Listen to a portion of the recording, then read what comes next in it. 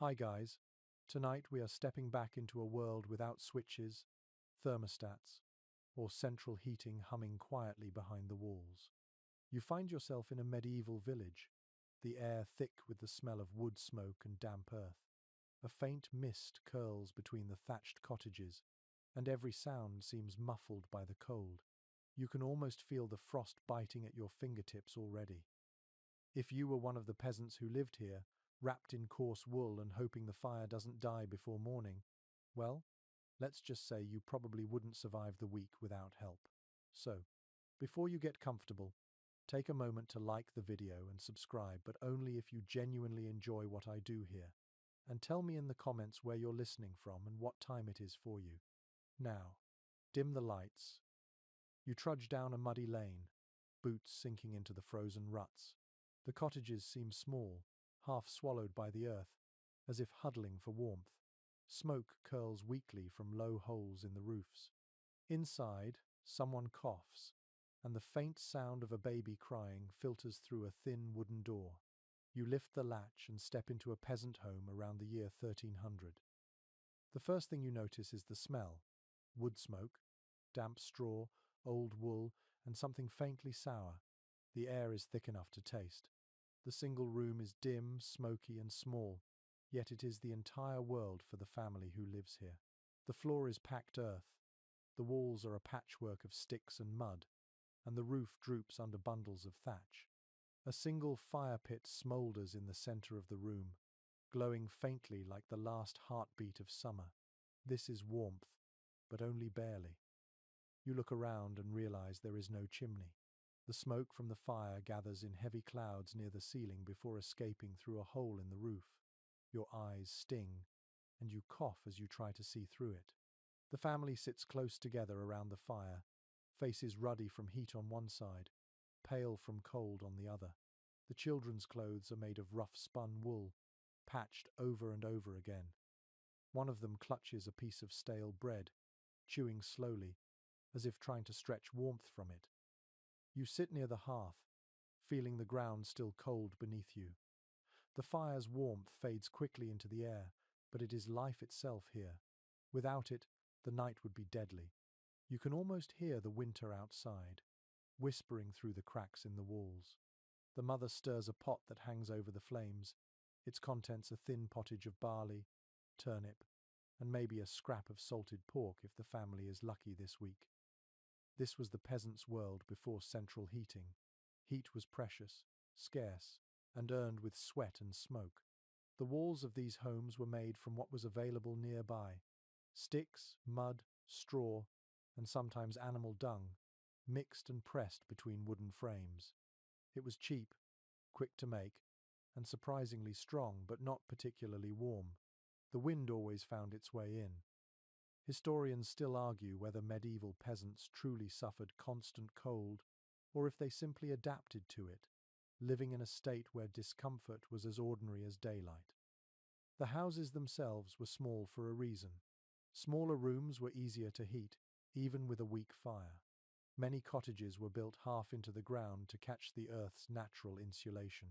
You can feel it now, the cold seeping from below but the wind kept out above. The walls are rough beneath your hand, the texture of dried mud studded with straw. When the fire crackles, you can hear tiny bits of plaster crumble off, falling like dry leaves. One mainstream fact you recall is that by the 13th century, most peasants in Western Europe lived in such one-room cottages shared by an entire family and often a few animals. The single hearth served for cooking, light, and warmth all at once. There was no privacy, no separate kitchen or parlor, just one smoky living core. Yet, life pulsed here. The hearth was the heart, both literally and symbolically. Even the word hearth shares roots with heart in several old languages. There is a curious little tidbit about how some peasants would hang their clothing, and even small tools in the rafters to dry them in the smoky warmth. Over time, the soot would coat everything black, preserving the wood, and sometimes even discouraging pests. The roof beams might last for centuries thanks to that layer of grime. So when you think of medieval filth, it wasn't always a sign of neglect, it could be protection in disguise. You shift a little closer to the fire, watching the flicker of light dance across the packed earthen floor. The fire pit is surrounded by stones blackened with years of use. Beside it sits a rough clay pot, cracked and mended with wire. You can almost feel the rhythm of life here. The chores, the small talk, the nightly prayers whispered in smoke. Outside, the cold deepens. Inside, the family's laughter is quiet but steady, fragile warmth against the long winter. The flickering glow illuminates their faces. There is a tenderness here that surprises you. They know the cold could kill them, yet they make room for stories, songs, and comfort. The father pokes the fire with a stick, sending sparks upward into the smoky dark. Somewhere in that orange haze lies the same feeling you get watching a candle in your living room, safe and distant from the frost outside. You wonder for a moment what it must have been like to wake up before dawn in a house like this. The embers nearly dead, your breath clouding in front of your face. To reach for a frozen jug of water and find ice forming inside it. To put on stiff, cold clothes and start the fire again with trembling hands. And yet, you would, every morning, because to stop meant death. This was not a life of comfort, but of endurance, of knowing every sound the fire made, every scent of burning wood, and every sign that warmth was fading. And yet, despite all of it, there was a kind of peace here, a rhythm of survival that humans knew for centuries. The cold shaped not just their bodies but their minds, teaching patience, thrift, and deep respect for flame. Outside, snow begins to fall, silent and slow. You feel it in your bones, that timeless chill that once ruled human life. You listen to the faint hum of the wind through the thatch and realize that the people in this tiny, smoky home lived closer to nature than most of us ever will. Their fires were small, their nights long, but in those embers glowed everything they knew of safety. You stretch your legs toward the warmth, the rough wool scratching your skin. The fire pops softly. Somewhere in the rafters, a mouse stirs. And as your eyes grow heavy, you start to feel what they must have felt, a fragile balance between comfort and cold, survival and sleep. Frost thickens overnight, spreading across the ground like spilled glass. When you wake, your breath floats in the air, visible even indoors. The fire that once glowed warmly has slumped into a few dull embers, barely alive. You reach out with a stick, stirring the ash until one tiny orange eye blinks open. Around you, the room is grey and still. The sound of the wind outside is steady and low, like a long sigh. This is winter's first bite, and you feel it settle deep into your bones. You pull your rough cloak tighter and step toward the doorway, careful not to wake the family still bundled in the dark.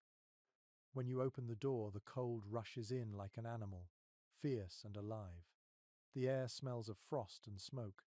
The entire village seems frozen in place, each cottage dusted white, each roof heavy under the weight of snow.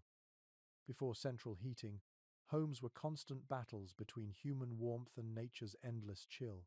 Peasants depended on what little insulation their walls could offer. These walls were built not for comfort but survival, packed with mud, straw, and branches. They held structure better than heat. You can touch them and feel how quickly the cold seeps through, making the inside air only slightly warmer than the outside. Historians still debate whether peasants truly suffered freezing homes or if their bodies simply adapted.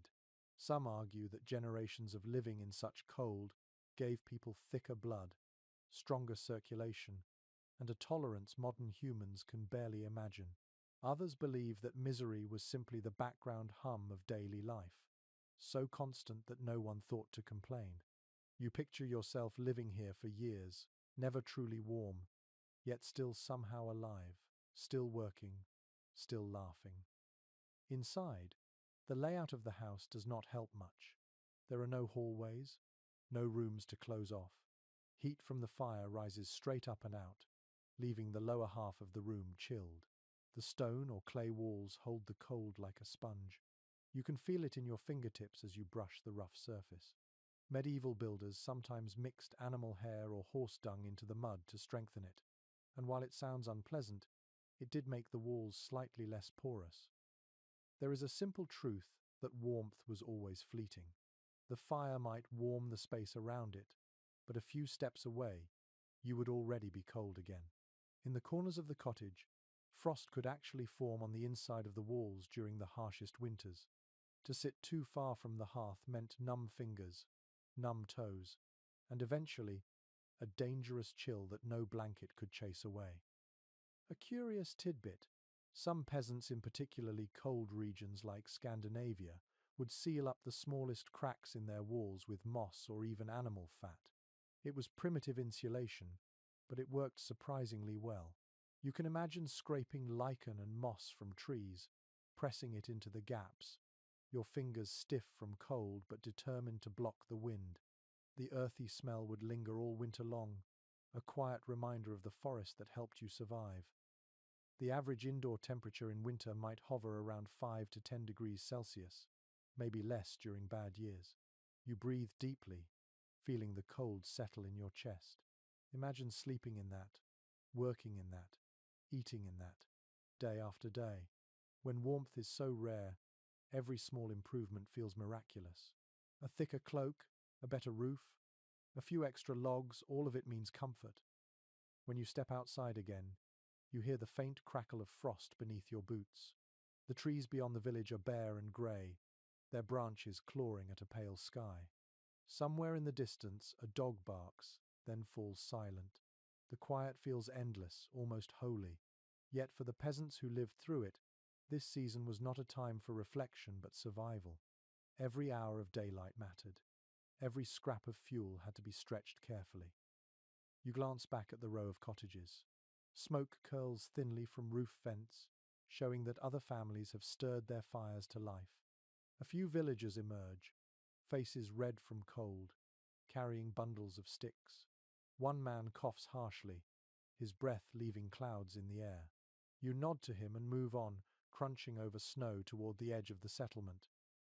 The land itself looks asleep, but in truth, it is alive in a quieter way. Beneath the frozen soil lie the roots and seeds that will return when spring comes. The peasants know this. Their rhythm follows the earth's, slow and patient. They accept that warmth and cold are part of the same cycle. In a way, the cold teaches humility, reminds them that nature always wins, but sometimes allows mercy. You stop beside a small hut where a woman is patching the thatch roof. Her hands are bare despite the weather. She hums quietly, a tune that seems older than words. Her movements are practiced, gathering handfuls of straw, binding them with twine, pressing them into the roof's weave. Each action is deliberate, conserving warmth a few precious degrees at a time. She looks at you briefly, smiles faintly, and continues. The cold creeps into everything. The wood of the door frames cracks, the leather of shoes stiffens, and even metal tools feel cruel to the touch. The fire inside the cottage has to burn constantly, because if it dies, restarting it in this cold is an ordeal. Some families keep embers alive overnight by burying them in ashes, insulating them so they can be revived in the morning. Losing your fire was more than inconvenience, it was disaster. You remember how last night the family huddled together by the fire. They will do the same tonight, and the night after, until spring.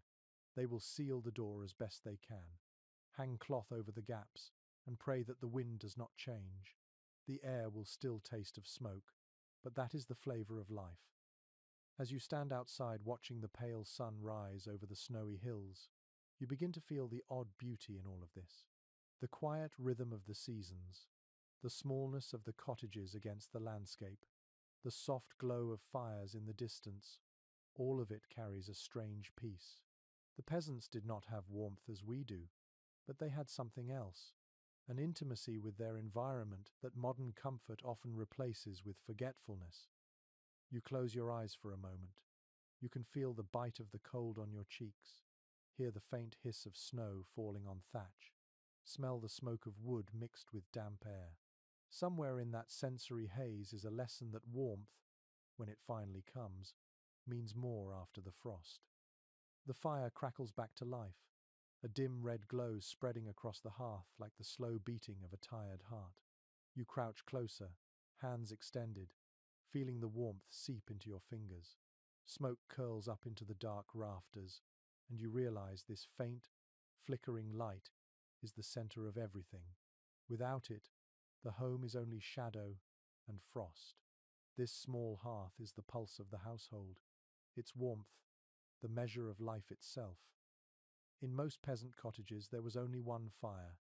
It was used for cooking, drying clothes, providing light, and most of all, keeping everyone from freezing. The hearth was not a luxury. It was survival made visible. Evidence from the period suggests that by the early Middle Ages, every family, no matter how poor, tried to keep at least a small fire going through winter. Losing it meant more than cold. It meant begging your neighbor for embers or venturing out to find dry wood when everything outside was frozen stiff. You can almost hear the soft rhythm of daily life around this fire. The mother stirs a pot hanging from a blackened iron hook. The father repairs a wooden yoke, hands steady despite the chill. The children sit close, whispering and giggling while they toast bits of stale bread on sticks. The firelight paints their faces gold, and for a moment you forget how harsh the world outside really is. One curious practice worth mentioning is that peasants sometimes burned dried cow dung when wood was scarce. It sounds unpleasant, but it produced a steady heat and little flame. The smell was sharp, earthy, and clung to everything, yet people grew used to it. In some regions, dung mixed with straw was shaped into bricks and stacked neatly beside the hearth, as precious as logs. Heat, no matter the source, was worth enduring almost anything. As you watch the smoke twist upward, you notice there is no chimney. The fire sits in an open pit on the floor, with a hole above it in the roof. The smoke rises unevenly, gathering in thick layers before it finds its way out. The air burns your eyes, your throat feels raw, and your clothes soon smell like the hearth itself. Contemporary accounts reveal that it was common for people to live half-blind in winter from constant smoke irritation. But without it, the cottage would lose its fragile warmth. Not all historians see eye to eye on how smoky these houses truly were. Some believe the open hearth design actually helped preserve meat and thatch, while others argue that constant exposure to smoke must have caused severe respiratory illness. The truth probably lies somewhere between the two. The smoke was both a curse and a form of preservation, deterring insects and drying the interior. You can almost feel how strange that balance must have been to live in a world where even discomfort served a purpose. The hearth also shaped the rhythm of family life. Everyone gathered around it not just for heat but for light. After sunset, the fire's glow was the only illumination. It became the evening stage, where stories were told, tools were mended, and prayers whispered. The hearth marked time as surely as church bells. When the flames dimmed, the day ended. The walls nearest the hearth are blackened, shiny with years of soot. You run your fingers along them and feel the grease of smoke baked into the plaster. That sheen was almost like armor, protecting the fragile wattle and daub from moisture. In a strange way, the fire's damage also kept the house alive. It was a relationship of mutual necessity, each feeding and wearing down the other. The medieval mind held fire in deep reverence. It was seen as both holy and dangerous, a living spirit that could bless or destroy. Villagers might toss salt or herbs into the flames for protection, or whisper a quick charm before rekindling it. There are old tales of hearth spirits, small unseen beings who guarded the fire as long as it was respected. Letting the fire die without prayer was thought to offend them. In a world of biting cold, superstition and warmth shared the same breath.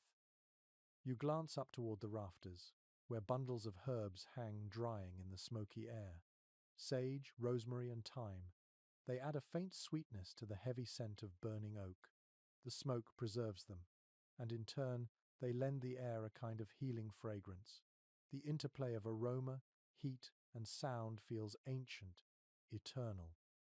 You can picture nights here, snow whispering outside, wind pressing against the walls, The fire's glow the only defiance against darkness. The children fall asleep one by one, their faces turned toward the embers. The adults sit quietly, maybe too tired to talk. The fire shrinks, becoming a deep red pool of light, like a heartbeat fading into sleep. This tiny hearth, this simple pit of ash and stone, was humanity's first furnace, kitchen, and comforter. Every civilization begins around fire, and even now you feel its hypnotic pull. The peasants of medieval Europe might not have known anything of radiators or boilers, but they understood warmth at its most primal. The irony, of course, is that their hearths heated only a small circle, leaving the rest of the home in shadow. Yet that circle was enough. It was where life gathered, where laughter echoed, and where stories of saints, kings, and miracles filled the smoky air. You poke the fire one last time. Sparks rise and vanish into the roof hole, each one a tiny reminder of all the winters endured before you were ever born. Outside, frost still waits. Inside, the hearth whispers, "For now, at least, you are safe." The smoke thickens until your eyes sting again. You squint through the haze and see how it drifts lazily around the room before escaping through the hole in the thatched roof. It curls and twists like a ghost, carrying with it the smell of wood, damp earth, and cooked grain. You blink, cough softly, and begin to understand why life around a medieval hearth was as much about endurance as comfort. The houses of the poor did not have chimneys for most of the Middle Ages. The open hearth was the fire's throne, set directly on the floor of the single room, usually near the center. The smoke had only one way out through the door or that small gap in the roof. This made the entire cottage a cloud of fumes. The upper half of the room was often black with soot, and even the rafters gleamed with tar and smoke residue. Evidence from old building remains shows that many roofs were replaced regularly because they simply rotted from decades of exposure. You can imagine the sound of coughing inside such a home. Children's voices crack as they grow used to the air. The old ones wheeze in their sleep. The smoke seeps into hair, clothes, and lungs. It clings to everything, yet as unpleasant as it seems, it provided a strange kind of protection. The thick smoke killed insects, preserved food hung high in the rafters, and even helped cure the thatch against rain. So while it was suffocating, it also saved lives in quiet, invisible ways. One curious practice worth remembering is that some families used the smoke itself to age their food. Bacon, fish, or sausages were hung from beams above the fire to dry and absorb the fumes. Over time, the smoky layer acted like a barrier against spoilage. The process turned necessity into cuisine, a kind of accidental medieval smoked meat. Imagine that scent filling the house, a mixture of oak, sweat, and salt. It was harsh but strangely appetizing. Medieval people knew that life was balance. Too much smoke meant coughing, but too little could invite insects, mold, and rot. Some experts still question whether families intentionally designed their homes to trap a certain level of smoke, or if it was simply unavoidable. Perhaps they learned to live with it the way we live with the hum of traffic or the glow of screens, unpleasant at first, then unnoticed over time. You glance upward again. Light filters weakly through the smoke hole, a single pale beam touching the fire below. It is strange to think that this hole was the only window to the sky in many homes. Rain often leaked through, and snow could drift down onto the floor during winter nights. Yet without it, the house would have been unlivable. You can picture the housewife tending her pot of stew, stirring with one hand while waving away the smoke with the other, her eyes watering, her apron smudged black. The scent of burning wood becomes part of life's rhythm. People smelled constantly of smoke, and visitors could tell what kind of fuel a family burned simply by the odor that followed them. Peat, dung, or oak, each had its own signature. In some regions, villagers joked that a person's social rank could be guessed from their smell. Lords of the manor had perfumes and spices. Peasants had wood smoke and sweat. As you move closer to the wall, you notice how dark it is near the roof. The soot forms patterns like strange black feathers. If you look long enough, it almost seems alive. The ceiling feels lower, pressing down on you, and your throat begins to burn. You understand why peasants sometimes spent time outdoors even in freezing weather. Fresh air was a relief. Yet the moment you step outside, the cold bites so sharply that you almost long for the smoky warmth again. Inside these walls, the family must constantly adjust the fire to balance heat and smoke. Too much fuel and the smoke thickens, too little and the flame dies. It takes skill, patience, and instinct. You can imagine a father teaching his son how to read the behavior of the smoke, to know when to open the door for a gust or when to let it settle. Such knowledge was passed through generations, unwritten but essential. An odd little detail you might enjoy is that people sometimes used long poles tipped with feathers or cloth to push smoke upward and stir the air. It was a medieval version of a fan, improvised but clever. Others hung herbs from the rafters to mask the odor, letting sage or lavender mingle with the acrid scent of soot. These were small gestures of comfort in a world that rarely offered any. Not all chroniclers agreed on how people tolerated such air. Some accounts describe the cottages as dens of darkness, while others write of them with affection, calling them warm and lively hearts. The truth is likely both. To the outsider, they were suffocating. To the people inside, they were home. You settle again by the fire, blinking through the haze. Your skin feels coated with fine dust. The air hums with the constant crackle of wood and the faint whistle of wind through the roof. You can almost sense how the peasants adjusted their breathing to the rhythm of smoke, how they spoke softly to save their voices. Their lives were shaped by this element, its warmth, its danger, its stubborn presence. Even their health revolved around it. Chronic coughing, eye irritation, and lung infections were common, though no one called them diseases. They were simply part of life. Yet people lived long enough to raise children, tend fields, and tell stories beside that same smoke. Endurance, not comfort, was the measure of survival. The fire flares for a moment, bright enough to push the smoke higher. You look up and see it thinning toward the opening in the roof, a pale ribbon of light escaping into the morning sky. It feels like a small victory, one the peasants must have celebrated daily without even realizing. You breathe in slowly, eyes half closed, feeling the sting and the warmth together. This is what life was before chimneys, before vents and flues and warmth at the twist of a dial. The smoke was both enemy and friend, teaching people how to live in harmony with what hurt them. You can almost imagine the sigh of relief that must have come centuries later when the first chimney rose through a roof and carried the smoke away for good.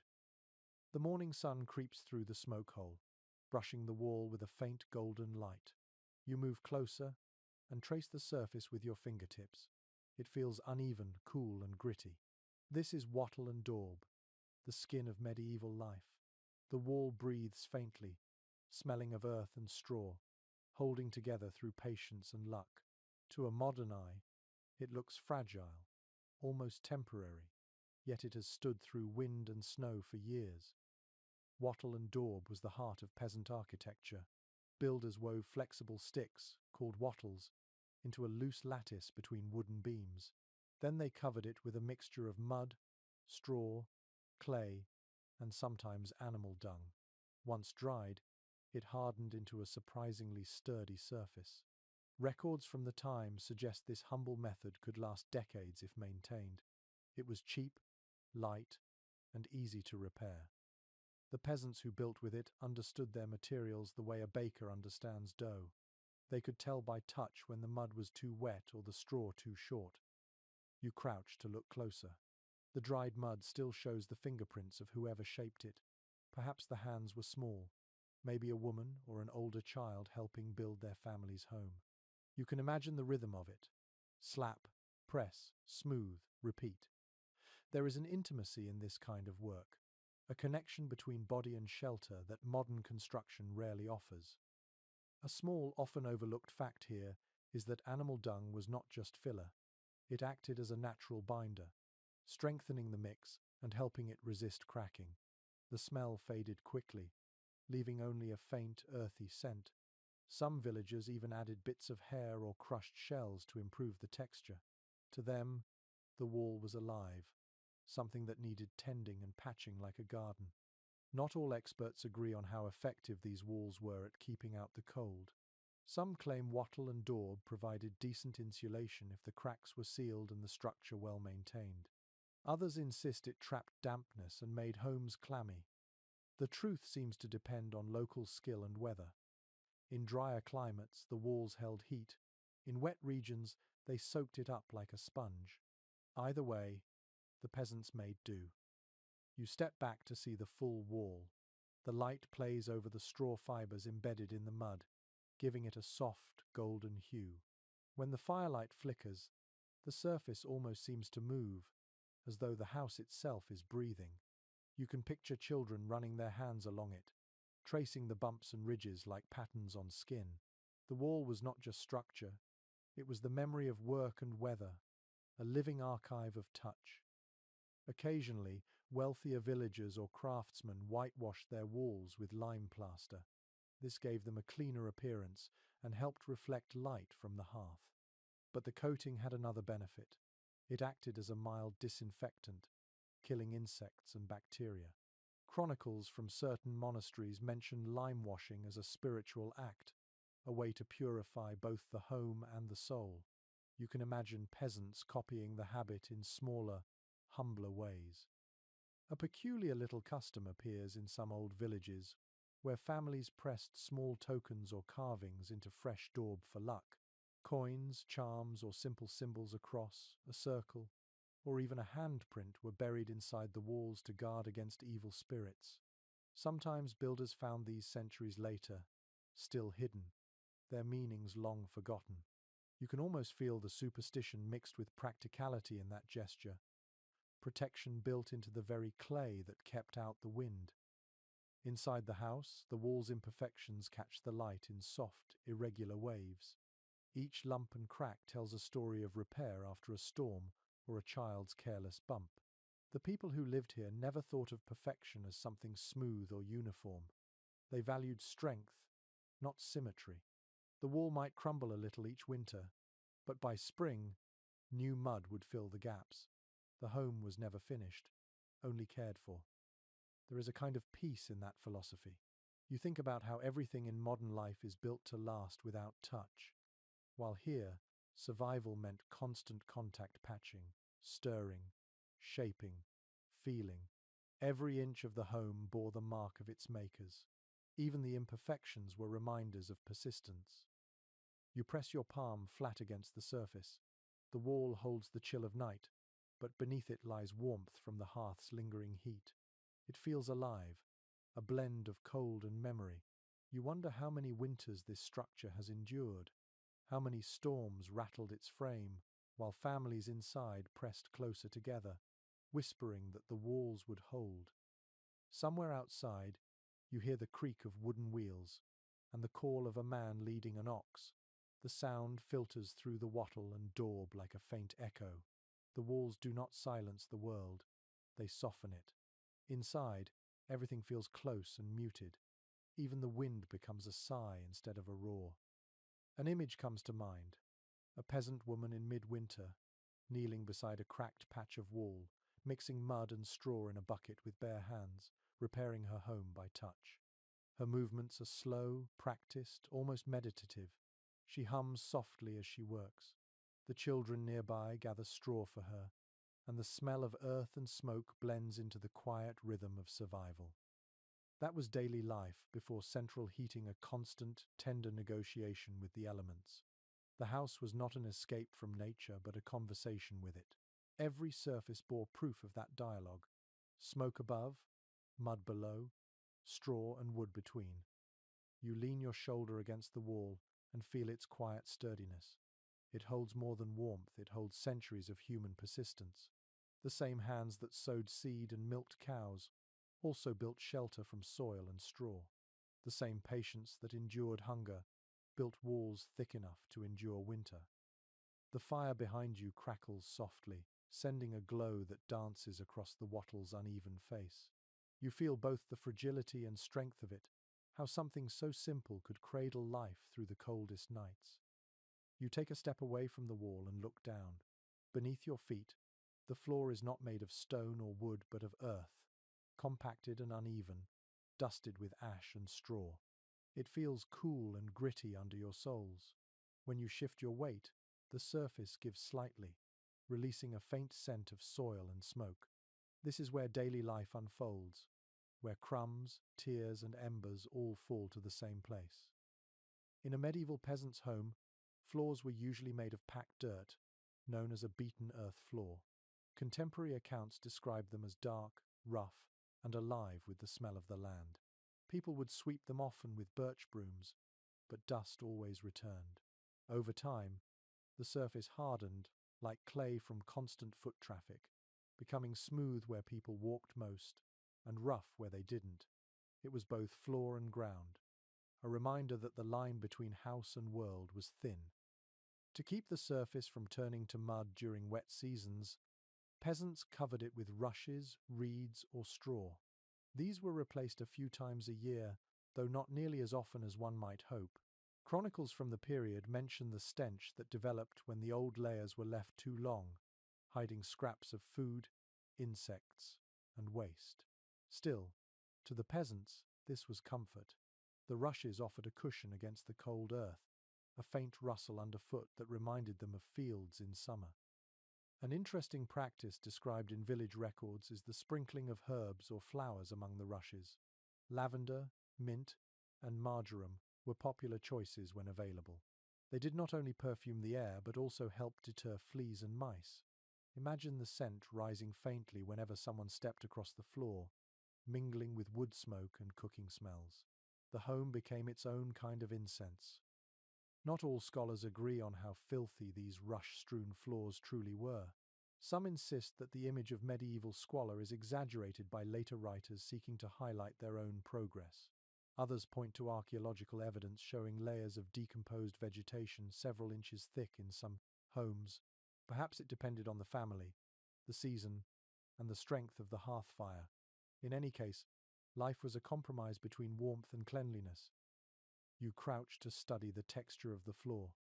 The straw fibers are pressed into the earth, forming a pattern like faded parchment. You picture a woman scattering fresh rushes after the harvest, laughing as her children chase the pieces through the air. For a moment, the act must have felt festive, a renewal of space. The family might even have said a short blessing as they did it, thanking the earth for both crops and comfort. One curious detail hidden in some records is that ashes from the hearth were often spread across the floor to absorb moisture. Ash was a natural drying agent, and, when mixed with soil, helped create a smoother, firmer surface. Over years, it formed layers that trapped traces of daily life, bits of pottery, a child's tooth, or a pin lost in the rushes. Archaeologists today read these layers like pages of a diary, piecing together how people lived and moved in their small, smoky worlds. The floor was not only for walking, it was where people sat to mend clothes, shell peas, or weave baskets. Children played here, and sometimes animals rested close to the door. You can almost see it now. A chicken scratching near the threshold, a cat curled near the fire pit, a child drawing shapes in the dust with a stick. The floor was alive with movement, both human and animal. At night, when the fire dimmed, the rushes muffled sound, creating a hushed atmosphere. The soft rustling must have blended with the crackle of the last embers and the distant howl of wind outside. It was not silence, but a kind of living quiet. Every sound had texture: the whisper of straw, the sigh of ash, the faint click of cooling embers. Sometimes, peasants hardened sections of the floor with a mixture of animal blood and clay. It sounds grim, but it created a surface resistant to wear and water.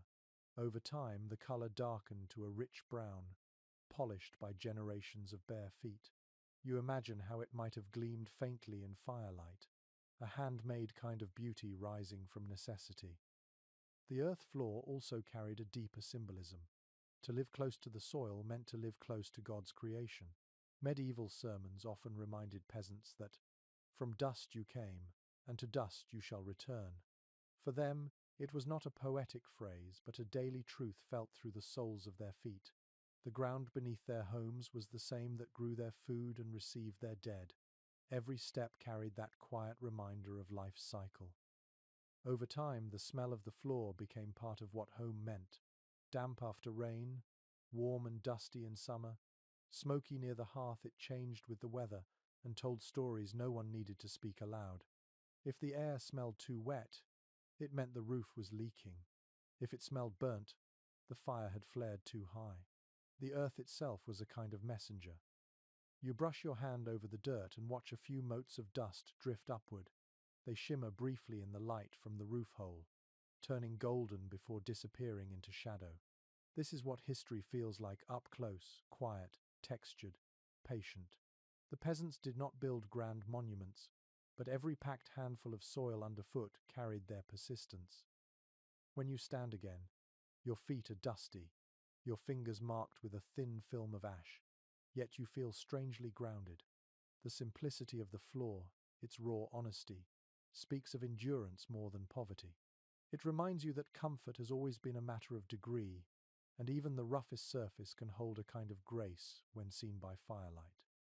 The wind softens outside, and you look up toward the thatched roof above your head. It dips slightly at the center, its golden edges catching the weak light that filters through the smoke hole. At first glance, it looks almost cozy, like the roof of a storybook cottage. But the closer you look, the more you notice how alive it seems. You hear faint rustling above the rafters, a quick scurry of tiny claws, and realize that the thatch shelters far more than the people below. Thatched roofs were the hallmark of medieval rural life. Made from bundles of straw, reeds, or heather, they were bound tightly and layered thick to repel rain. Historical evidence suggests that with proper care, a good thatch could last 2 or 3 decades, sometimes longer. But maintenance was everything.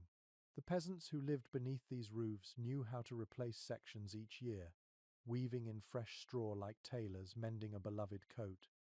You reach up to touch one of the low beams. It feels rough, flecked with soot and cobwebs.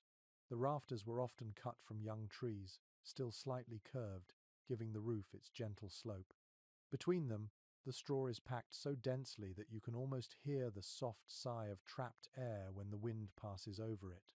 In winter, this air acted as insulation, holding warmth inside. In summer, it kept the sun's heat out.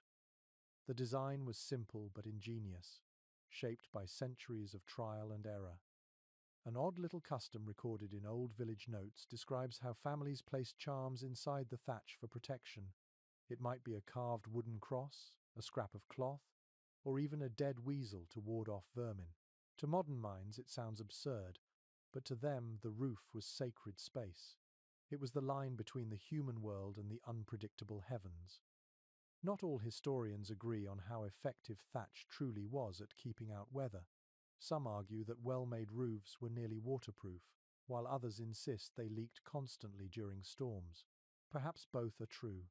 A carefully laid roof by skilled hands might have held firm through a season of rain, but a poorly done one could drip cold water onto sleeping faces all night. You can imagine the soft plink of droplets landing in wooden bowls, the smell of damp straw mixing with smoke. At night, the roof comes alive. Tiny feet scratch across the thatch, the sounds of mice, birds, or even insects nesting between the layers. The peasants heard it all without alarm. These creatures were simply part of life. Sometimes, children would toss pebbles or shout to scare them off, laughing as the noise scattered. But the intruders always returned. The warmth and dryness of the roof were too inviting to resist. In some regions, owls became unexpected housemates. They nested in the eaves, feeding on the same mice that bothered the humans below. A strange partnership, but one that worked. People even saw owls as lucky, their calls believed to guard against spirits that prowled the night. You can imagine lying awake under the roof, hearing the soft hoot outside and feeling strangely reassured. From inside, the thatch glows golden where the firelight catches it. You can see strands quivering slightly as the wind moves through the layers. The smell is dry and sweet, tinged with smoke. Every few weeks, Someone must climb onto the roof to fix sagging patches or replace rotted cords. It was dangerous work, especially in winter when frost made the surface slippery. Yet the task was done without complaint, as ordinary as milking a cow. One charmingly peculiar habit of the age was storing herbs and onions in the thatch. They dried slowly from the warmth of the house, safe from animals. Some families even tucked precious belongings up there, spare coins, tools, or keepsakes, trusting that no thief would think to search above the hearth. When modern restorers find these hidden items, they feel like small time capsules of hope, little acts of faith in continuity. You tilt your head, studying the angles of the roof. Despite its roughness, it has a natural beauty. The thatch curves where it meets the walls, thick and soft like the edge of a blanket. When rain begins to fall outside, you can hear it drumming gently overhead, 1,000 tiny taps blending into a steady, soothing rhythm. Inside, it feels almost musical. You can imagine families sitting quietly by the fire, listening to the sound, grateful for the barrier above them. The thatch, however, carried danger too. It was tinder waiting for a spark. One stray ember from the hearth, one gust of wind, and the entire home could vanish in flame. Villages learned hard lessons this way. Some built small stone hearth surrounds to contain sparks. Others hung wet cloths from the rafters as a primitive firebreak. The fear of losing everything to fire was constant, as real as the cold itself.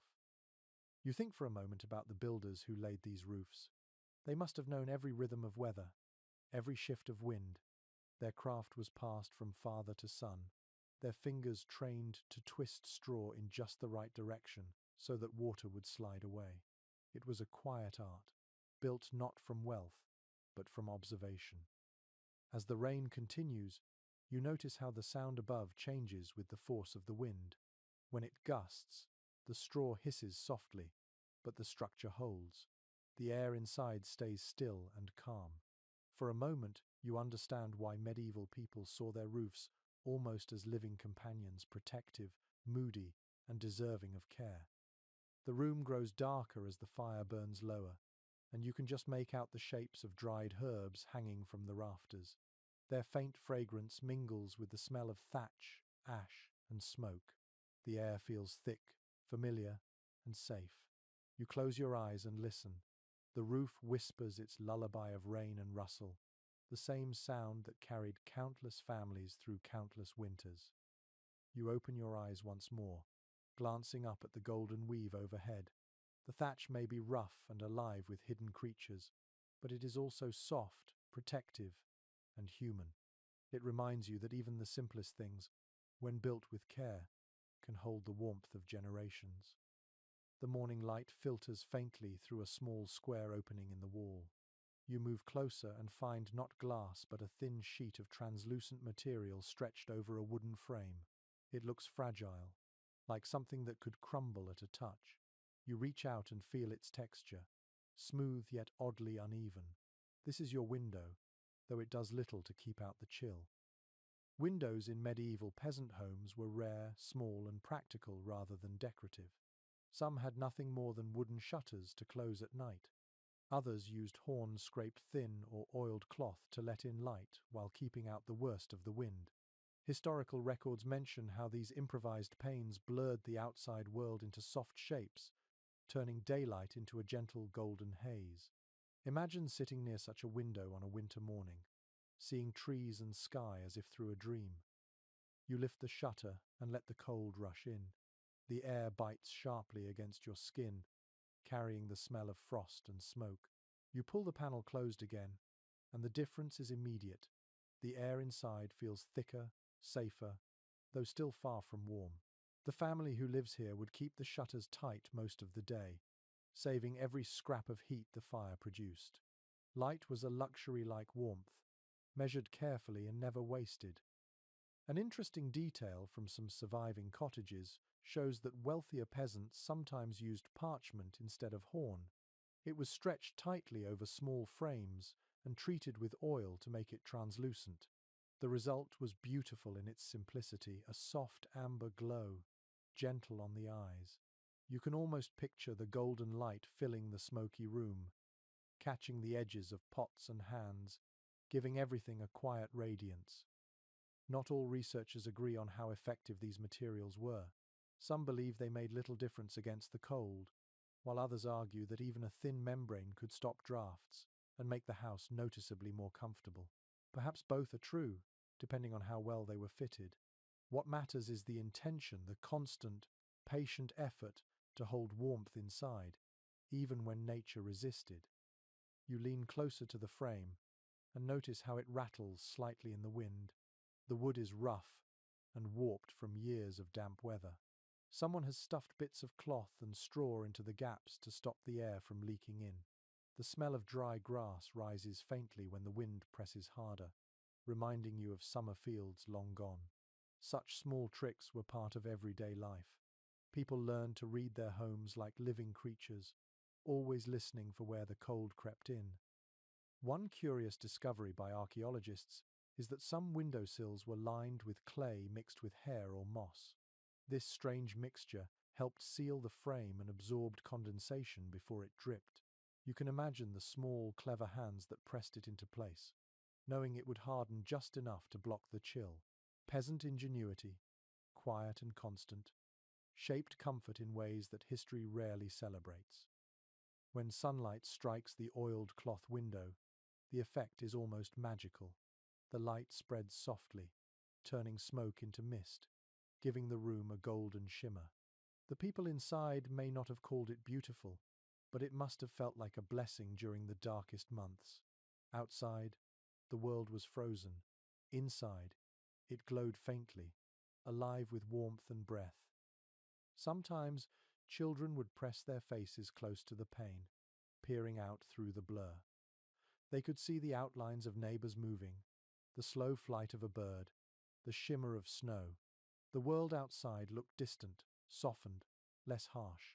Perhaps that gentle distortion made winter easier to bear, turning it into a painting rather than a punishment. A small but touching custom existed in some villages where families placed candles or small oil lamps near the window at dusk.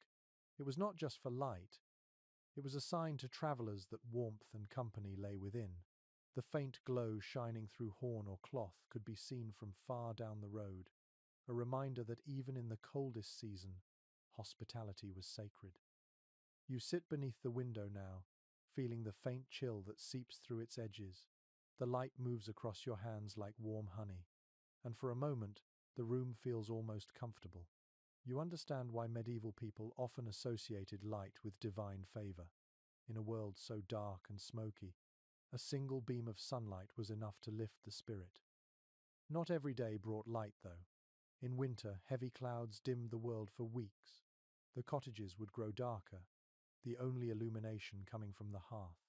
The air turned thick and shadowed, a blur of smoke and whispers. Yet even then, people made their peace with the dimness. They rose and slept by firelight, their lives tuned to the slow rhythm of the Sunday. There is something quietly beautiful about that simplicity. To live without clear glass meant to live without perfection. The world outside was never seen sharply, but rather through texture and tone, like a painting softened by time. Perhaps that made it easier to accept hardship, to find beauty in suggestion instead of precision. You breathe deeply, watching dust dance in the sunlight. The air smells faintly of ash and straw. For a moment, the golden light touches the floor, the walls, and your face. It feels ancient and gentle, like a blessing passed through centuries. You realize that before central heating and glass, light itself was warmth, fragile, fleeting, and cherished. Outside, a gust of wind shakes the frame again. The cloth ripples slightly, its glow flickering like a candle. You reach out to steady it, your fingers tracing the rough edge of the wooden frame. The world beyond is blurred once more, hidden behind layers of oil, smoke, and time. But inside this tiny space, the fire glows, the air hums softly, and the light, however faint, feels like enough. The wind sighs outside again, brushing against the walls like a patient animal. You pull your cloak tighter, and glance at the people around the fire. Their clothing tells as much of their story as the walls and the smoke. It is thick, coarse, and practical, made to hold warmth rather than impress. The fabrics are heavy with use, patched again and again until no single piece of cloth is original. In a world without central heating, clothes were your first defense, your portable shelter. Peasant garments were almost entirely wool and linen. Wool came from sheep kept in the village, and though it was scratchy, it was nearly miraculous in its ability to retain heat even when damp. Linen was lighter, woven from flax, and used for underlayers. Together they formed a balance between comfort and endurance. Historical accounts tell us that even the poorest peasants often owned at least 2 layers, a linen shift against the skin and a wool tunic or kirtle above. Each layer trapped warmth, creating small pockets of air that the body's heat could fill. You can almost feel the texture of it now, rough against the skin, smelling faintly of lanolin and smoke. The scent never truly faded. Washing was rare in winter, and drying clothes by the fire only deepened their smoky perfume. People learned to live with that scent. It was the smell of survival, of homes that stayed just warm enough to outlast the frost. A small but fascinating detail comes from household records in Northern Europe, which mention peasants sleeping in their daytime clothes during the coldest months. There was no luxury of nightwear. The same garments served from sunrise to dawn. In some places, families even layered their outer cloaks on top of the bed at night, turning clothing into a communal blanket. You can imagine the quiet rustle of fabric and the shared breathing in the darkness, every inch of warmth preserved. Not all scholars agree on how colourful peasant clothing truly was. Some argue it was drab, dyed only with earth tones or left uncoloured to save cost. Others point to traces of plant-based dyes, madder for red, woad for blue, onion skin for yellow found in textile remnants. Perhaps the truth lies in between. Even the humblest family might have owned one dyed garment, worn proudly on Sundays or festivals. A bright hood or scarf was not just decoration, but a statement of spirit against the long, grey winter. You look at the father by the fire, his cloak patched at the elbows, his belt made of braided leather. The mother's dress hangs heavy with folds that trap air. The children wear tunics belted with cords, their bare feet dirty but pink from the heat of the fire. The garments are simple, yet each is shaped perfectly for work and warmth. Function first, beauty second.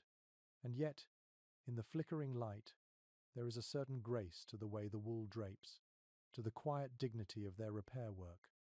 One curious custom that appears in folk writings describes people filling small cloth pouches with heated stones or embers and tucking them under their tunics on bitter days. These makeshift warmers were tied close to the body, giving a short-lived but precious comfort during outdoor labor. It must have been a risky trick, balancing the danger of burns against the hunger for warmth.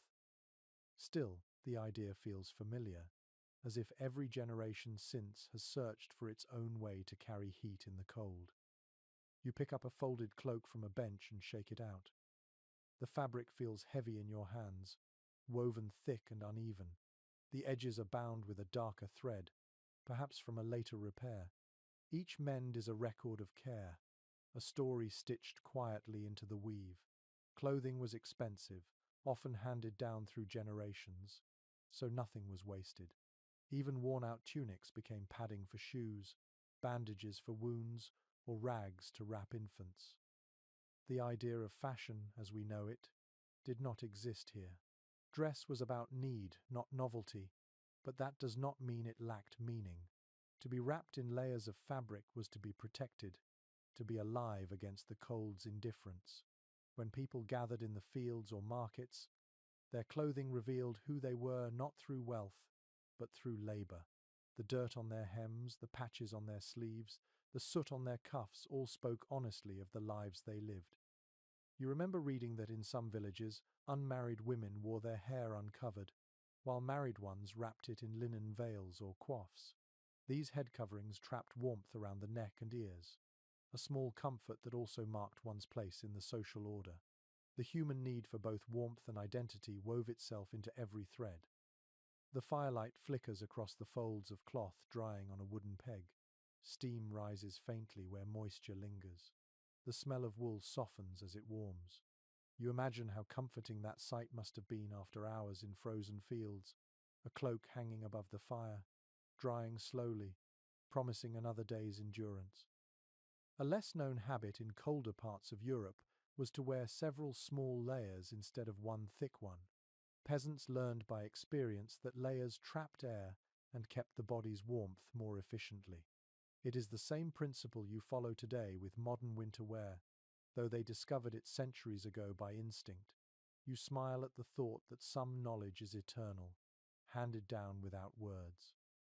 As night deepens, the family gathers closer, each wrapped in their own cocoon of fabric. The soft rustle of cloth joins the crackle of the hearth. In this small circle of warmth, the world outside ceases to matter. Their garments are more than clothing, they are shields, memories, and quiet companions through endless winters. You touch your sleeve and feel the rough weave scratch your wrist. It connects you to them across time, reminding you that warmth has always been both a necessity and a form of love. Every patch, every stitch, every thread told a story of survival. And as the firelight dances across their humble garments, you realize that before there were heaters or comforters, there were hands steady, patient, and always sewing against the cold. The fire settles into a soft glow, and the room grows quieter. Around you, the family begins to prepare for sleep. The floor is cleared of tools and bowls, and straw is gathered from a pile in the corner. The air smells of earth, ash, and wool. You watch as they spread the straw carefully, covering it with old cloth and flattened sacks. This is their bed, simple and shared, a fragile island of warmth in a sea of cold air. Peasants did not sleep on fine mattresses. Historical records reveal that most beds were nothing more than wooden frames filled with straw or reeds, sometimes stuffed into rough linen sacks called ticks. The straw had to be changed often, or it would grow damp and smell of mold. Still, for those who spent their days in fields and workshops, the feel of any softness under their bodies was a small luxury. The faint rustle of straw became the lullaby of countless medieval nights. You notice the family's sleeping arrangement. The parents lie closest to the hearth where the warmth lingers longest. The children nestle around them, some on the same bed, others in smaller piles of straw nearby. They sleep close, not just for affection but for survival. The heat of one body helped warm another. The idea of personal space did not exist here. Warmth was communal, shared like food and stories. An intriguing record from English manorial rolls describes servants sleeping in the same room as their masters, separated only by a curtain or a chest. Privacy was rare, and intimacy was practical. Everyone listened to the same fire, breathed the same smoke, and woke to the same chill. It may sound uncomfortable, but it made people deeply aware of one another's rhythms, the sighs, the shivers, the whispers before dawn. Some historians still debate whether peasants truly slept through the entire night. In a world lit only by fire, sleep came in segments. People often woke after a few hours, stirred the hearth, whispered prayers, or tended to infants, then went back to bed for a second sleep. The term survives faintly in old texts, hinting at a different understanding of rest. The long dark of winter nights invited that rhythm, wakefulness, reflection, and then surrender to dreams again. You sit quietly and listen to the sounds of bedtime. The fire gives a gentle pop. Someone shifts in the straw, the rustling like the movement of dry leaves. The air is cold against your face, but under the blanket of shared heat, it feels almost bearable. The room fills with steady breathing. Even the animals in the adjoining stall have gone still. A curious little practice worth noting was the use of warmed stones wrapped in cloth as a primitive hot water bottle. Families heated them by the fire, then placed them at their feet in bed. The stones cooled slowly through the night, giving off a faint, comforting warmth. You imagine the soft pleasure of touching that heat after hours of labor in the cold. Such small inventions remind you how creative necessity can be. Linen sheets, when they existed, were coarse and rough by modern standards. Most peasants used blankets of wool or animal skins, sometimes layered with old clothing for extra insulation. Wealthier households hung curtains around their beds, not for privacy alone but to trap heat. The enclosed space created a miniature room within a room, a small sanctuary against drafts. Even in poorer homes, people sometimes hung simple cloths or mats to block the cold air from the door. There is a tenderness in how they prepare for sleep. The father carefully stirs the fire to make sure the embers last until morning. The mother tucks the youngest child beneath the blanket of patched wool. Her hand lingers a moment on the child's head, smoothing the tangled hair. No one speaks, yet everything feels said. Some experts suggest that sleeping together created strong family bonds, but also made illness spread quickly. Colds, fevers, and infections passed from one to all. Yet people accepted this as part of life. To sleep apart would mean to freeze alone. The warmth of another human was the cheapest and surest form of comfort available. As you lie down on the straw, the first thing you notice is the uneven texture beneath your back. It crackles faintly, shifting with each breath. The blanket scratches your skin, and the air smells faintly of smoke and wool. But then you begin to feel it, the slow build of warmth from the bodies around you. It spreads quietly, like the fire's glow returning through touch instead of flame. There is a peaceful rhythm in it. The house itself seems to breathe along with the sleepers. The wind outside hums low, pressing gently against the thatch. The fire murmurs softly, its embers pulsing red. You close your eyes, and for a moment, the discomfort fades. What remains is the steady presence of life, the same ancient instinct that made humans huddle together long before walls were built. One might call it primitive, but it is also profoundly human. The medieval night was long, silent, and deep, yet within these humble walls, warmth was a shared act of care. Each sleeping figure helped the others survive until morning. Every sigh of contentment, every shift in the straw, every faint glow of embers was part of a fragile, enduring harmony. You listen one last time before drifting off. The whisper of straw, the faint crackle of ash, the soft breathing of family, all blend into something timeless. The bed may be rough, the air may bite, but warmth exists here, created not by machines but by closeness. And as sleep takes you, the line between body and home fades. The straw becomes the earth, the blanket becomes the night, and the fire's glow lingers behind your eyelids like a dream of summer. The night deepens, and somewhere in the quiet, a log collapses in the hearth with a soft hiss. You open your eyes to see sparks drifting upward like golden insects before vanishing into the smoke. The warmth that once filled the room has thinned. The fire has burned low, its light a dim, flickering heart barely alive. In a house like this, that faint glow meant both safety and danger. To let the embers die was to invite frost into your bones, yet to leave the flames unwatched was to risk waking in a world of fire. Every medieval household carried that tension. The hearth was the friend that might turn traitor.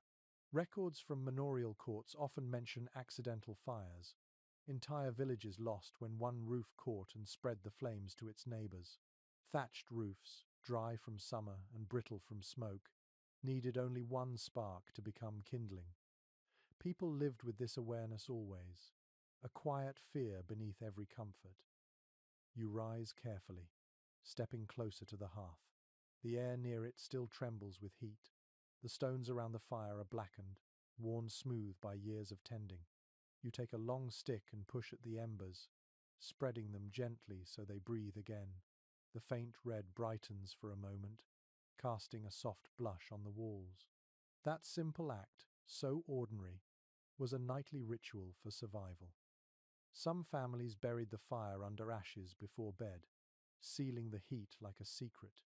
In the morning, they would uncover the embers and feed them dry twigs until a new flame caught.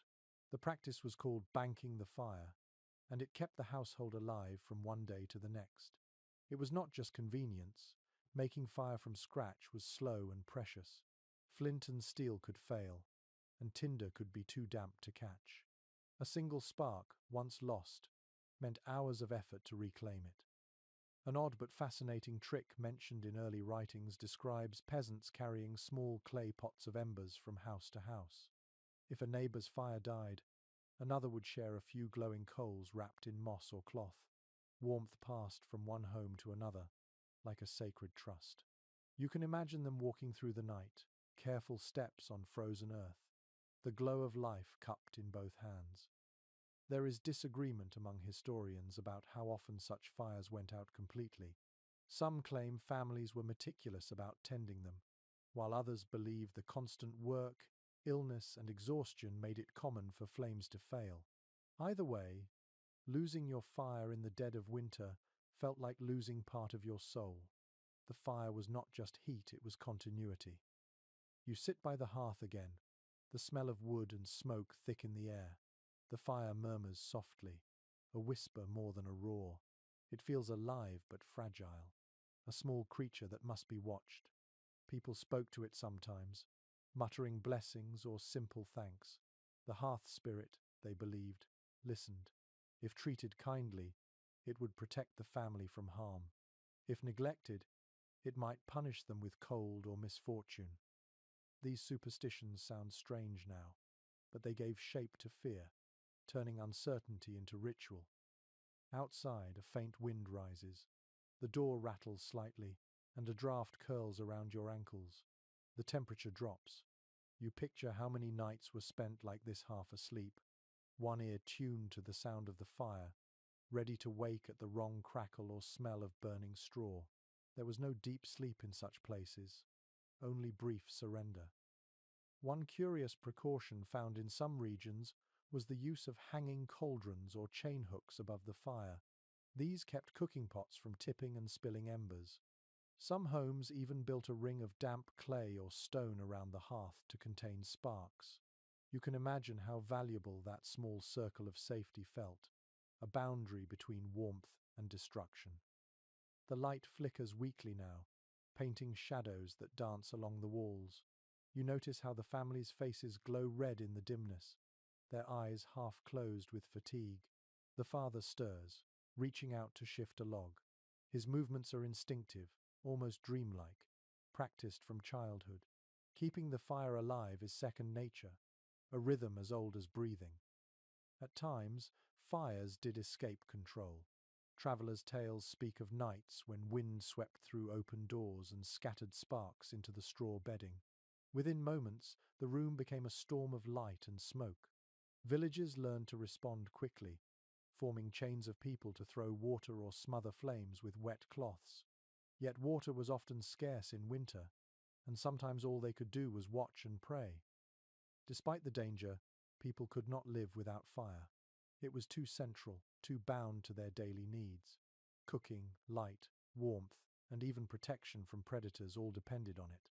Some ancient customs treated the hearth as sacred, the center of the home's spirit. In weddings, couples might take embers from their parents' fires to light their own, symbolizing the continuation of family and warmth. It was a gesture both practical and poetic. You reach for a small log beside the hearth and set it on the coals. The wood catches slowly, smoke curling upward before flame appears. The orange light grows, filling the room with its heartbeat again. The chill recedes. You realize that this is what survival looked like for centuries, tending the fragile glow through darkness, keeping just enough fire to last until dawn. The villagers outside are doing the same at this very moment. Tiny flames flicker in every cottage, each one a separate sun holding back the night. The world feels vast, but the act is universal, millions of hands across generations, feeding warmth into darkness. The fire steadies now, soft and golden. You can hear the faint crackle as resin burns inside the wood, a small song of persistence. The smoke climbs, slow and sure, toward the roof hole. The danger is still there, but for now, peace holds. You lean back, watching the glow shimmer on the faces of the sleeping family. They are safe tonight, wrapped in the fragile promise of fire. And as your eyes grow heavy, You understand why ancient people prayed to flame, not for wealth or power, but for this, a light that endures through the cold. Morning returns pale and cold. The light from the roof hole touches your face, and the smell of smoke still clings to your hair. You stretch, feeling the stiffness in your limbs. Outside, faint sounds of work echo through the village, the scrape of wooden rakes, the rhythmic creak of a cart, the muted voices of people already facing another freezing day. The warmth from the night has gone, and the air feels sharp again, biting at your fingertips. Work does not wait for comfort. Even in winter, peasants labored from dawn to dusk. Historical writings describe men trudging into fields hardened by frost, their breath turning to mist as they swung spades or axes. Women rose early to fetch water from the well, the bucket's rim coated in ice. Life required constant movement because stillness meant cold. You can almost feel the sting of that first gust of outdoor air on your cheeks, the moment when the body wakes with a jolt of necessity. They dressed in layers, wrapping scarves around their faces, tying cloaks tight, slipping on leather boots stuffed with straw for insulation. The clothes were never enough, but motion created warmth. You watch as a young man chops wood in front of his cottage. Every swing of the axe sends a thud through the frozen air. Sweat beads on his forehead despite the chill. The heat of labor becomes his only fire. In the fields, work changes with the season. Winter meant repairing tools, mending fences, and tending livestock more than sowing. The rhythm slowed but never stopped. Livestock still needed feeding, water still needed carrying, and tools still needed sharpening. A chronicler from the 14th century once noted that the cold cares not for rank, and all must move to live. It was a truth every peasant knew instinctively. One curious detail from medieval records shows that some villages scheduled tasks according to warmth. People worked outdoors during the brief midday sun, then gathered indoors for spinning, weaving, or carving as light faded, the hours themselves shaped by temperature rather than timepieces. Imagine how the sun became not just light but a clock, telling everyone when to labor and when to rest. Not all researchers agree on how much leisure winter truly allowed. Some argue that peasants enjoyed slower days between harvests, while others insist the need to survive erased any notion of rest. What is certain is that warmth came through movement. A still body chilled quickly, but one that worked hoeing, milking, chopping, or carrying created its own heat. Work and survival were the same gesture repeated endlessly. The smell of cold earth fills the air as you step outside. The village road is frozen hard, marked with the prints of boots and hooves. A woman passes carrying a basket of kindling. Her breath clouds before her as she hums softly, a tune rising and fading with her steps. Each villager moves with purpose, as if guided by invisible rhythm. Together they form a quiet ballet of endurance, choreographed by winter's demands. A small but fascinating habit noted in medieval housekeeping manuals was rubbing hands with animal fat or wax to prevent frostbite. The greasy film trapped a thin layer of warmth. It must have smelled unpleasant, but practicality came first. The same mixture was used on wooden tools to keep them from cracking in the cold. Every surface, living or not, needed protection from winter's hunger. Children, of course, worked too. They herded animals, gathered twigs, fetched water, and swept snow from doorways. Their laughter occasionally brightened the dull air, but even their games carried purpose. Throwing snow, running races, chasing chickens all kept their bodies warm. Play was survival, disguised as joy. As midday arrives, the sun offers its weakest warmth. A few men share bread and ale near the edge of the field. The bread is hard, the ale lukewarm, yet the act of eating together carries comfort. The drink warms from within, spreading slow and steady like an inner hearth. Someone tells a story, and laughter rises, visible in the frosty air. For a moment, the cold retreats. Inside the cottages, women spin wool or patch garments. Their fingers move quickly, nimble despite the chill. The whir of the spindle becomes a soft background sound, rhythmic and hypnotic. The motion keeps the blood flowing. One might call it work, but it also becomes meditation, a kind of warmth that begins in the hands and spreads through concentration. An odd but clever trick from some regions involved placing flat stones near the hearth during the day, then slipping them into the bed at night for heat. You can picture the satisfaction of touching that brief warmth against your feet before sleep. Such small efforts made the long winters bearable, tiny victories over the relentless cold. By afternoon, clouds thicken, and the wind sharpens again. Smoke from every roof drifts low, pressed down by the weight of sky. The villagers hurry to finish their tasks before darkness falls. The day's warmth, earned through labor, begins to fade with the light. You follow them back toward their homes, hearing doors creak and close one by one. The sound feels final, like a sigh shared by the whole village. Inside once more, you feel the familiar weight of the smoky air. The fire burns brighter now, fed by the wood chopped earlier. The warmth touches your face, and for a moment, the aches in your hands ease. The family gathers around the hearth again, quiet but content. Outside, winter rages without pity. Inside, sweat-damp clothes steam gently as people settle near the glow. The day's labor has done its work. Muscles burn, lungs ache, but the cold has been kept at bay for one more day. You sense the calm that follows exhaustion, the kind that makes sleep feel like a blessing. Every breath carries gratitude, though no one speaks it aloud. As night descends, you realize that this endless pattern of work and rest is not hardship but rhythm. The medieval peasant's warmth came from motion, from effort, from shared labor beneath a hostile sky. It was a dance as old as humankind, the pulse of life beating stubbornly against the cold. Evening falls once more, and with it comes hunger. The day's labor leaves every limb heavy, every thought drawn toward food and fire. You sit near the hearth as the mother of the household stirs a pot hung over the flames. The scent is thick and earthy, a blend of barley, onions, and something faintly meaty. It is not a feast, but it is warmth you can taste. The medieval peasant's diet was designed not for pleasure but survival.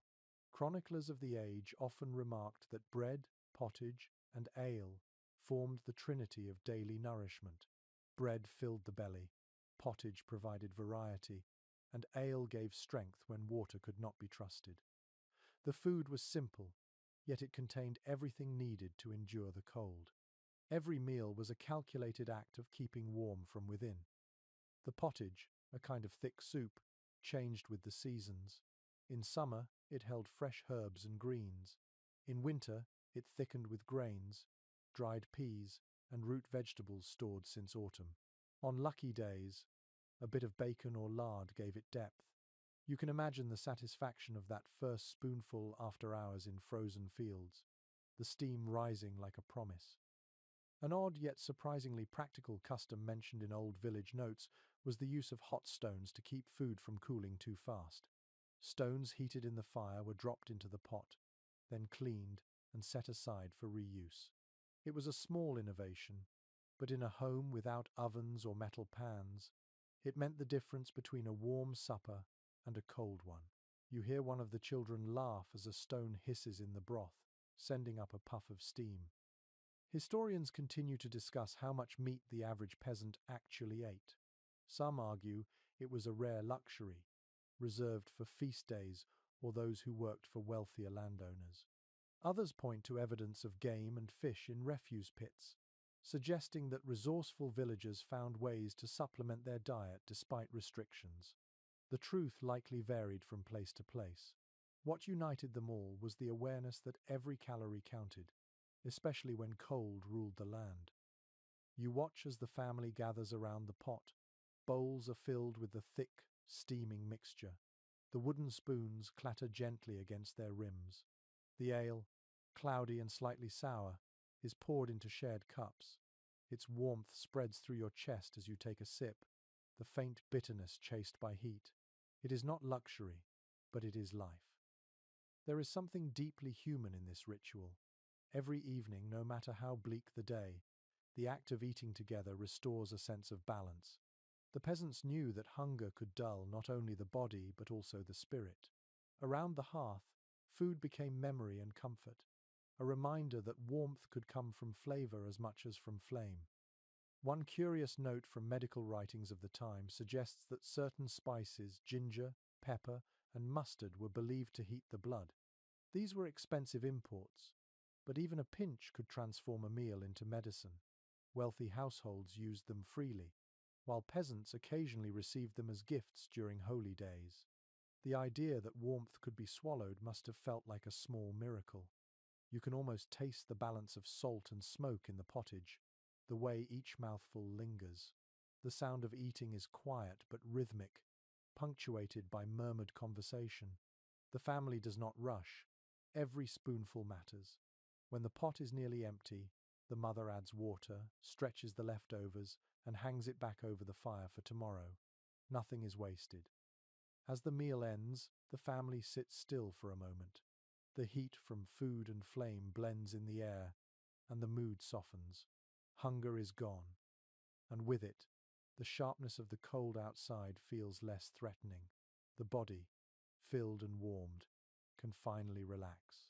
You understand then why peasants described good food as fire for the belly. It was not poetry, it was truth. Some researchers point out that medieval diets, though plain, were surprisingly balanced for their time. Grains provided energy, vegetables added fiber, and ale supplied both calories and hydration. It was not indulgence but endurance, an accidental science born of necessity. The human body learned to thrive on what was available, finding strength in the simplest combinations. After the bowls are cleared, the father takes a crust of bread and uses it to wipe the pot clean, eating the last trace of warmth. The children lick their spoons. Laughter flickers briefly before exhaustion takes over. The room smells of stew and smoke, the scent of survival that has no need of luxury. You sit back, letting the heaviness of the meal settle in your stomach. Outside, the wind moans softly across the frozen fields. Inside, bellies are full, hands are warm, and the glow of the hearth has grown steady again. The family's faces reflect the firelight like amber. The world beyond these walls may be bitter, but here, in this fragile circle of warmth, the cold has been defeated for another night. You sip one last mouthful of ale and feel its warmth linger in your throat. The taste is earthy, rough, but alive. You think of how food and fire have always shared a single purpose, to remind us that life continues, even in the longest winter. As the bowls are stacked and the family settles again, you realize that every meal in a peasant's world was more than nourishment. It was defiance, a quiet declaration that the cold could not claim everything. The evening has deepened into full night. The fire burns low but steady, and the faint light dances across the family's faces. Outside, the wind howls through the bare branches. But here inside, there is another kind of warmth one shared between neighbors. You hear a soft knock at the door, and when it opens, a rush of cold air follows two villagers carrying a basket wrapped in cloth. The smell of baked bread fills the room, and everyone's faces brighten at once. This is the night of the village bakehouse. In most medieval communities, ovens were not inside individual homes. They belonged to the village as a shared resource. The cost and danger of maintaining a large oven were too great for one family alone, so people came together to bake their loaves in one great, glowing chamber of stone. The shared oven was both necessity and gathering place, the beating heart of communal life.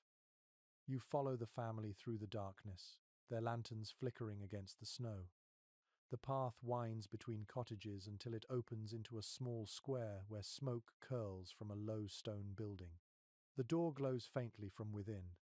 As you step inside, the air hits you like a wave, hot, fragrant, and alive with sound.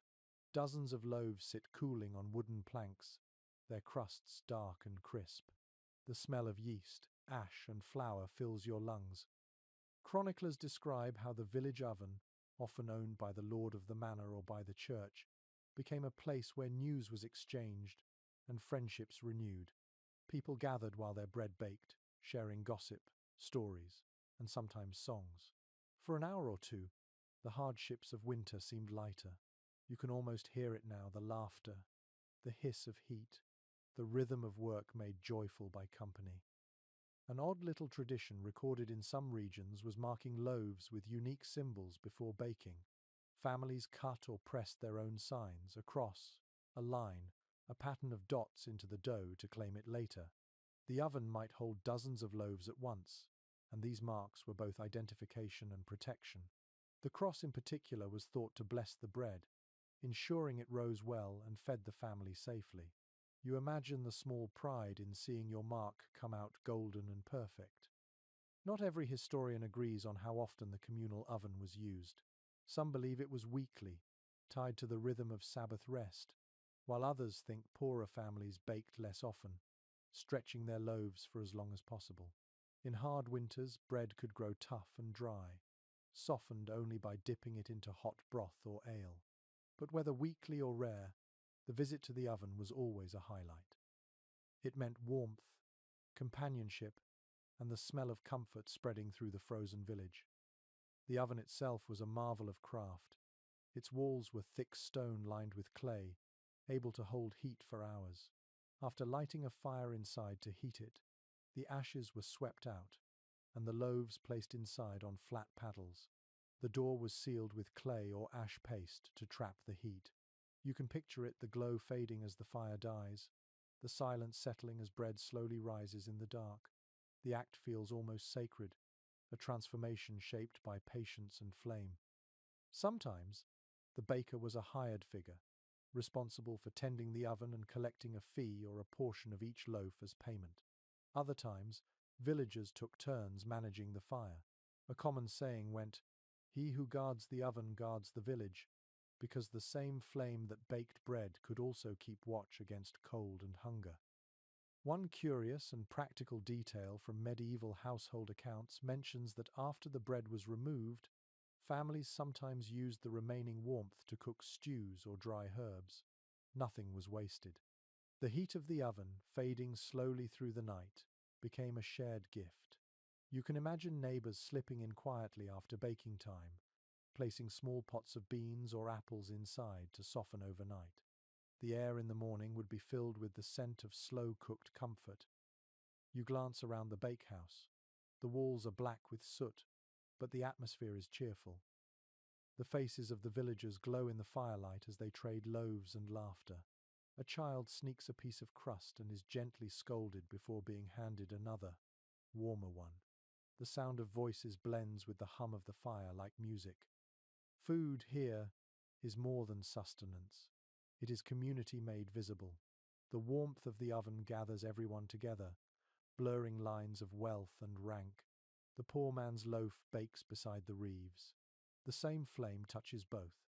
In that shared heat, differences fade for a little while. The family you've followed receives their bread at last, a small round loaf, dark from the ash but smelling heavenly. They cradle it carefully, wrapping it in cloth to keep it warm for the walk home. As you follow them back through the snow, the bread steams faintly in the cold air, leaving a trail of scent behind.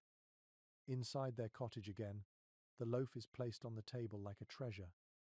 The father breaks it with his hands rather than a knife, as tradition requires.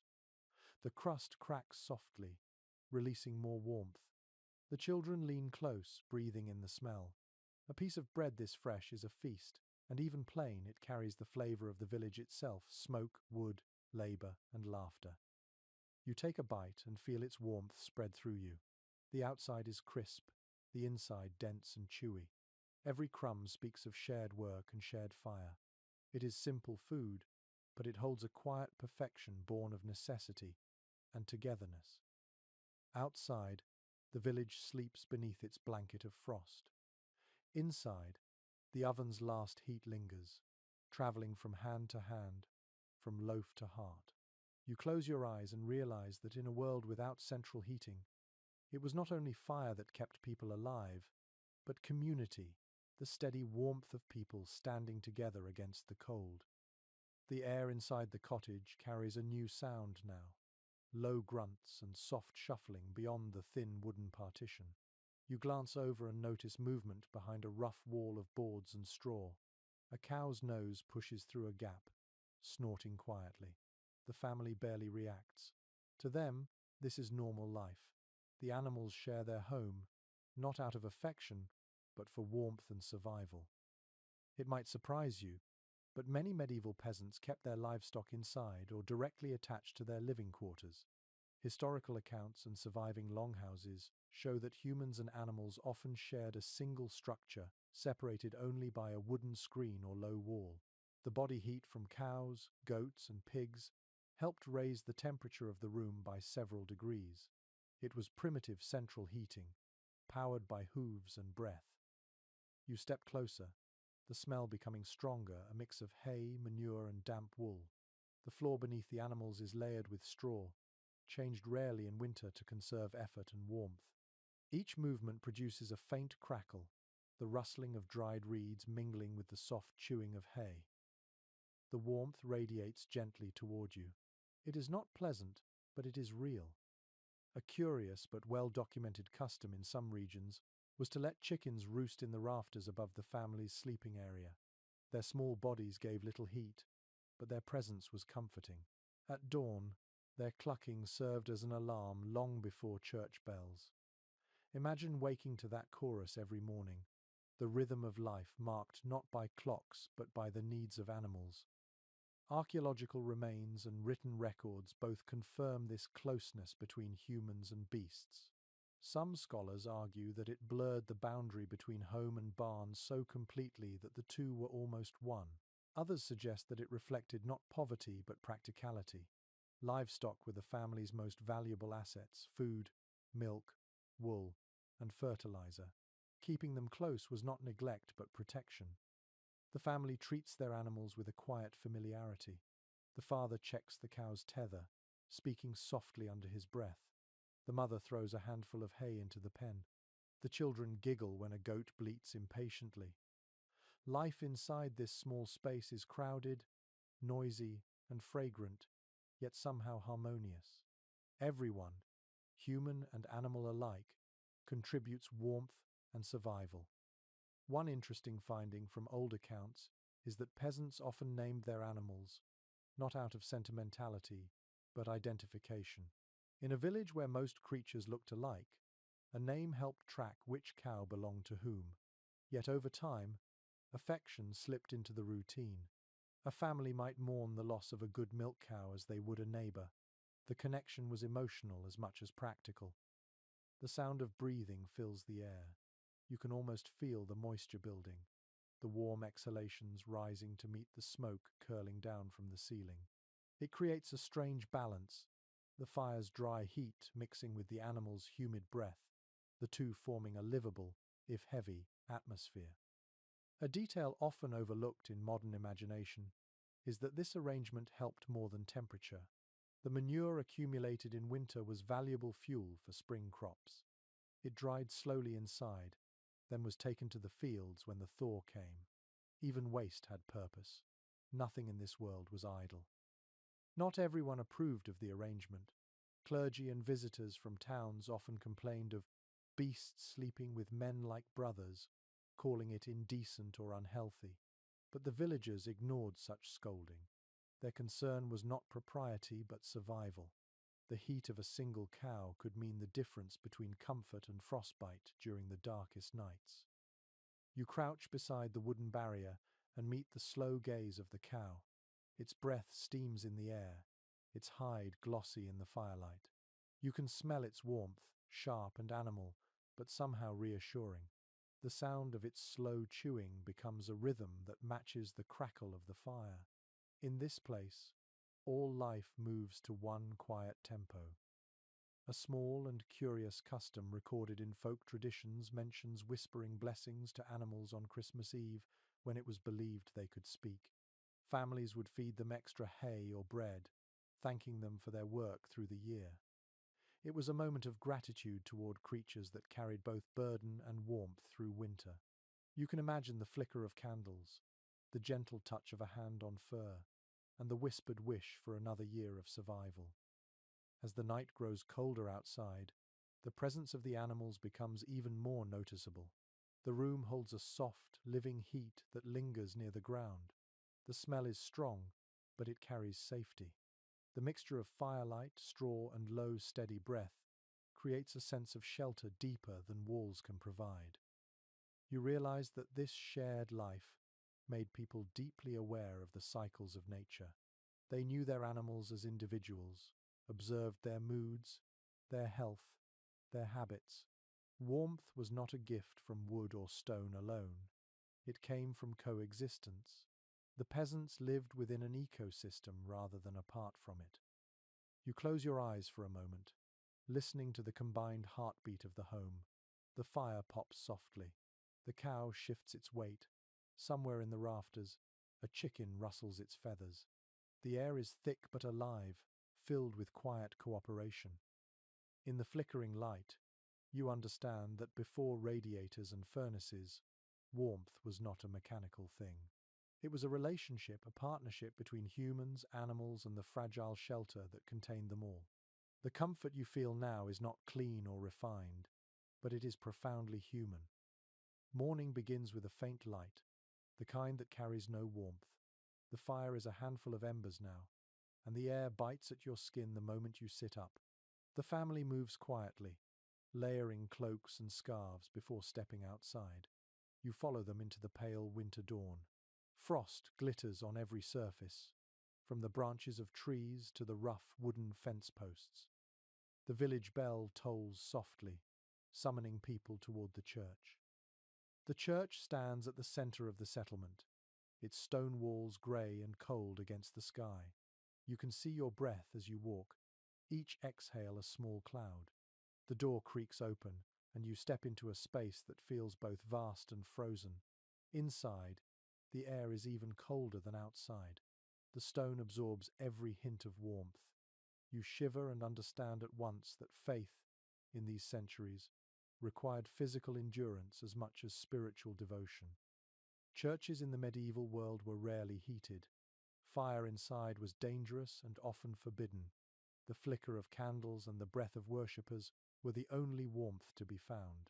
Contemporary descriptions tell of congregations huddled together, their cloaks wrapped tightly, whispering prayers with numb lips. The smell inside was of wax, damp stone, and humanity. It was not comfort that drew people here, but obligation and hope. You find a place among them, kneeling on the cold floor. The stone presses through the thin soles of your shoes, and the chill creeps upward through your legs. Yet there is a strange calm in it. The sound of Latin chants fills the air, slow and low like distant wind. The rhythm of voices seems to warm the heart even when the body cannot follow. An intriguing note from church records describes how some parishioners brought small hand warmers, little clay pots filled with glowing embers wrapped in rags. They were carried discreetly beneath cloaks during long services. The faint heat must have felt like a secret blessing, shared quietly between faith and necessity. You can imagine a woman's hands hidden in her lap, cupping the warmth while the priest spoke of salvation. Scholars still discuss how these unheated spaces shaped religious experience. Some argue that the physical hardship made faith more profound. To pray through the cold was to prove devotion. Others believe that it dulled attention and turned worship into mere endurance. Perhaps both are true. The act of gathering, even in discomfort, carried meaning beyond ease or pleasure. It was the village uniting under one roof, enduring together. You look around at the people kneeling beside you. Their breath hangs in the air, glowing faintly in the candlelight. Their faces are serious, but not grim. There is strength in the stillness. For them, warmth is not comfort. It is community, the shared body of faith pressing together against the cold. The priest's voice echoes through the church, rising and falling. The Latin words are ancient, their meanings half lost to the common folk, yet the rhythm soothes them. The sound itself becomes warmth, filling the space that the fire cannot. You feel it vibrate through the floor, through your knees, through your bones. A curious old tradition describes how people used to cluster near the church candles during long masses. The largest candles, burning for saints or the dead, were said to carry a little heat. Children and the elderly would drift toward them, pretending to pray more fervently, just to feel the faint warmth. The wax softened slowly, dripping onto the stone, marking time in molten gold. The cold had a way of binding everyone together. Rich and poor knelt side by side, their breath mingling in the same air. The same frost bit their fingers, the same prayers rose from their lips. The church became a great equalizer, where the Lord's fine cloak and the peasant's patched one shivered side by side. Even discomfort could be holy. You close your eyes for a moment and listen. The chant fades, replaced by the sound of rustling fabric, creaking benches, the shuffle of boots on stone. The service is ending. People cross themselves, then move toward the door where sunlight spills in like a flood. You step outside and feel the weak warmth of the sun on your face. After the still, icy air inside, it feels almost merciful. In some villages, the churchyard served as a place to warm up after Mass. People lingered, stamping their feet, greeting neighbors, and sharing bits of news. Someone might offer a sip of ale or a bite of bread. It was not frivolous, but necessary, a way to restore life to stiff limbs before returning home. Even in worship, survival shaped behavior. One curious observation from later chronicles notes that medieval builders began adding small openings called leper windows near the church's side walls. These allowed the sick or excluded to hear the service without entering. Some historians suggest that the open shutters let in drafts that made the interior even colder, yet no one dared close them fully. Salvation, it seemed, was worth the chill. As the crowd disperses, you linger for a moment, looking back at the church. The stone glows faintly in the sunlight, and a few candles still flicker through the doorway. You realize that faith, for these people, was not an escape from the cold, but a way of bearing it. The endurance learned at home carried into prayer. When you return to the cottage, the hearth has been rekindled. The difference between the two spaces is striking, one holy and cold, the other smoky and alive. Yet both are sanctuaries in their own way. The villagers have built warmth where they can, whether through fire or through faith. You sit again by the hearth, listening to the crackle of wood. The memory of the frozen church lingers in your bones, but the comfort here feels deeper now. Perhaps that is what the peasants understood best, that warmth means nothing without contrast, and light is only sacred when it follows darkness. The cold settles harder that night, the kind of cold that makes silence ache. The air outside freezes so completely that even sound seems trapped in the frost. When you step out of the cottage, the world feels brittle under your feet. Snow crunches with each step, and the stars above glitter like ice chips scattered across black glass.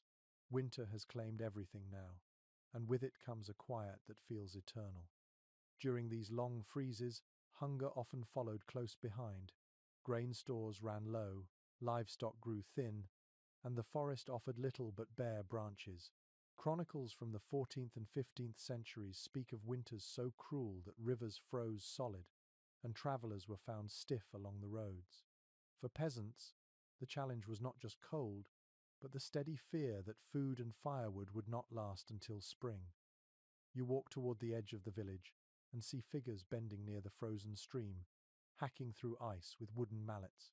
The water below is sluggish, half frozen, and must be fetched quickly before it seals again. Their breaths hang in the air as they work. Every sound, hammer, crack, splash, seems louder in the stillness. The cold magnifies everything. Inside the cottages, the air is smoky but alive. People wrap themselves in every scrap of wool, press close together, and eat whatever they can. When grain is gone, they grind acorns or chestnuts into flour. When larder's empty, they stretch thin broth with herbs or bits of dried fish.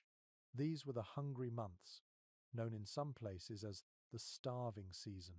Yet even then, people endured, clinging to routine like a shield.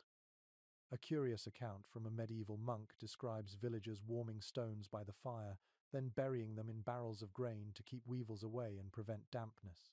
It was a clever act of preservation that also lent a touch of heat to their stored food. You imagine the faint warmth spreading through the wooden barrels, a little comfort for the meals yet to come. Historians still disagree on how severe medieval winters truly were compared to ours. Some say they were colder because of what later scholars called the Little Ice Age, a climatic shift that began in the late Middle Ages.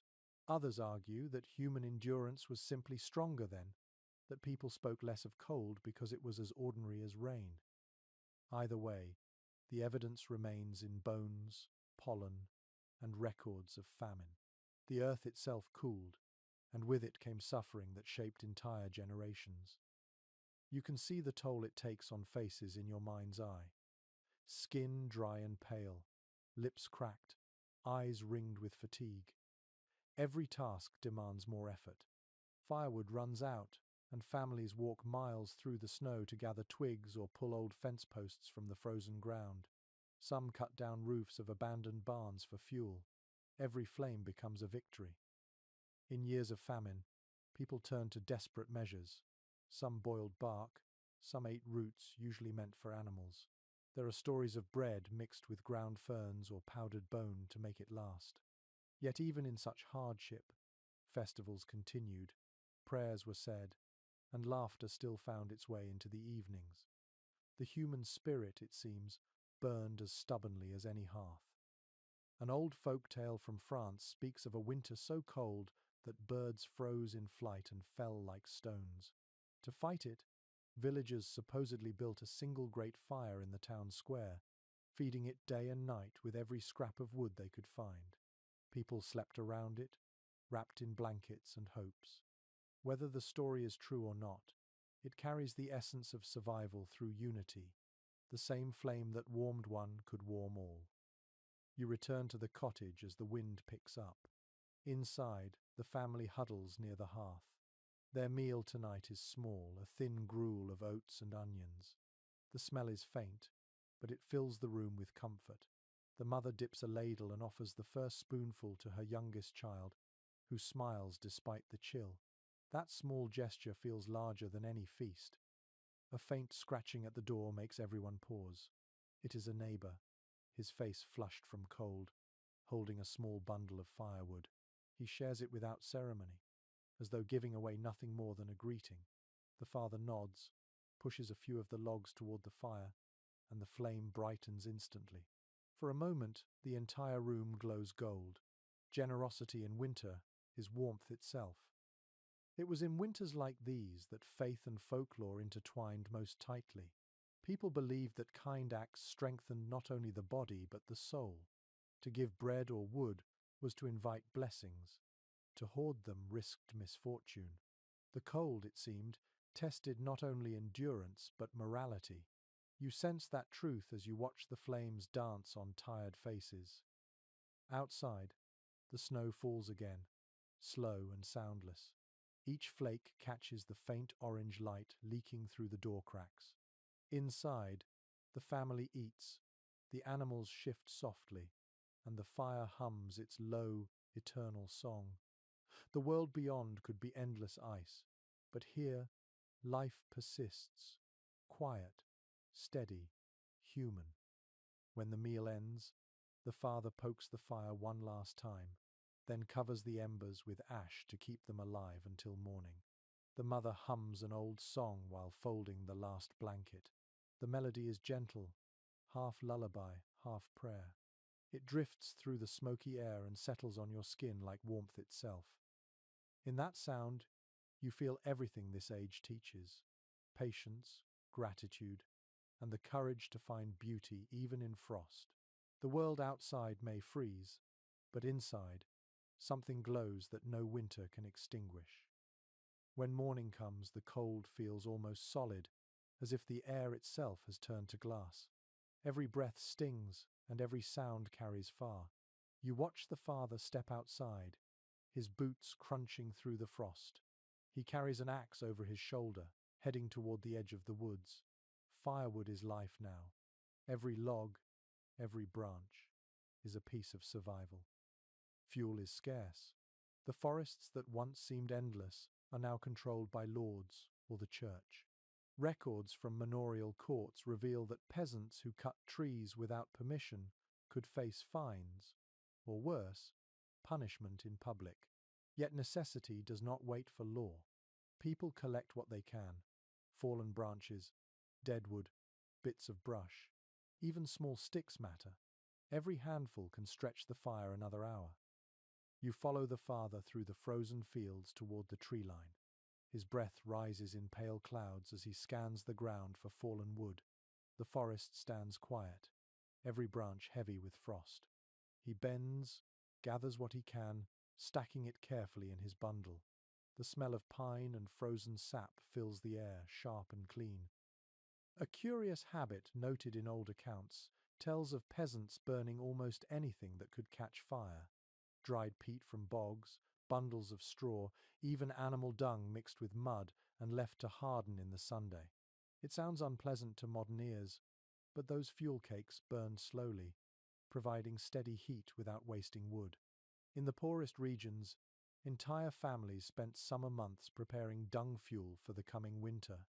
The scent, once familiar, marked both life and necessity. There is debate among environmental historians about how sustainable these methods were. Some believe peasants understood their landscapes deeply, taking only what could be renewed.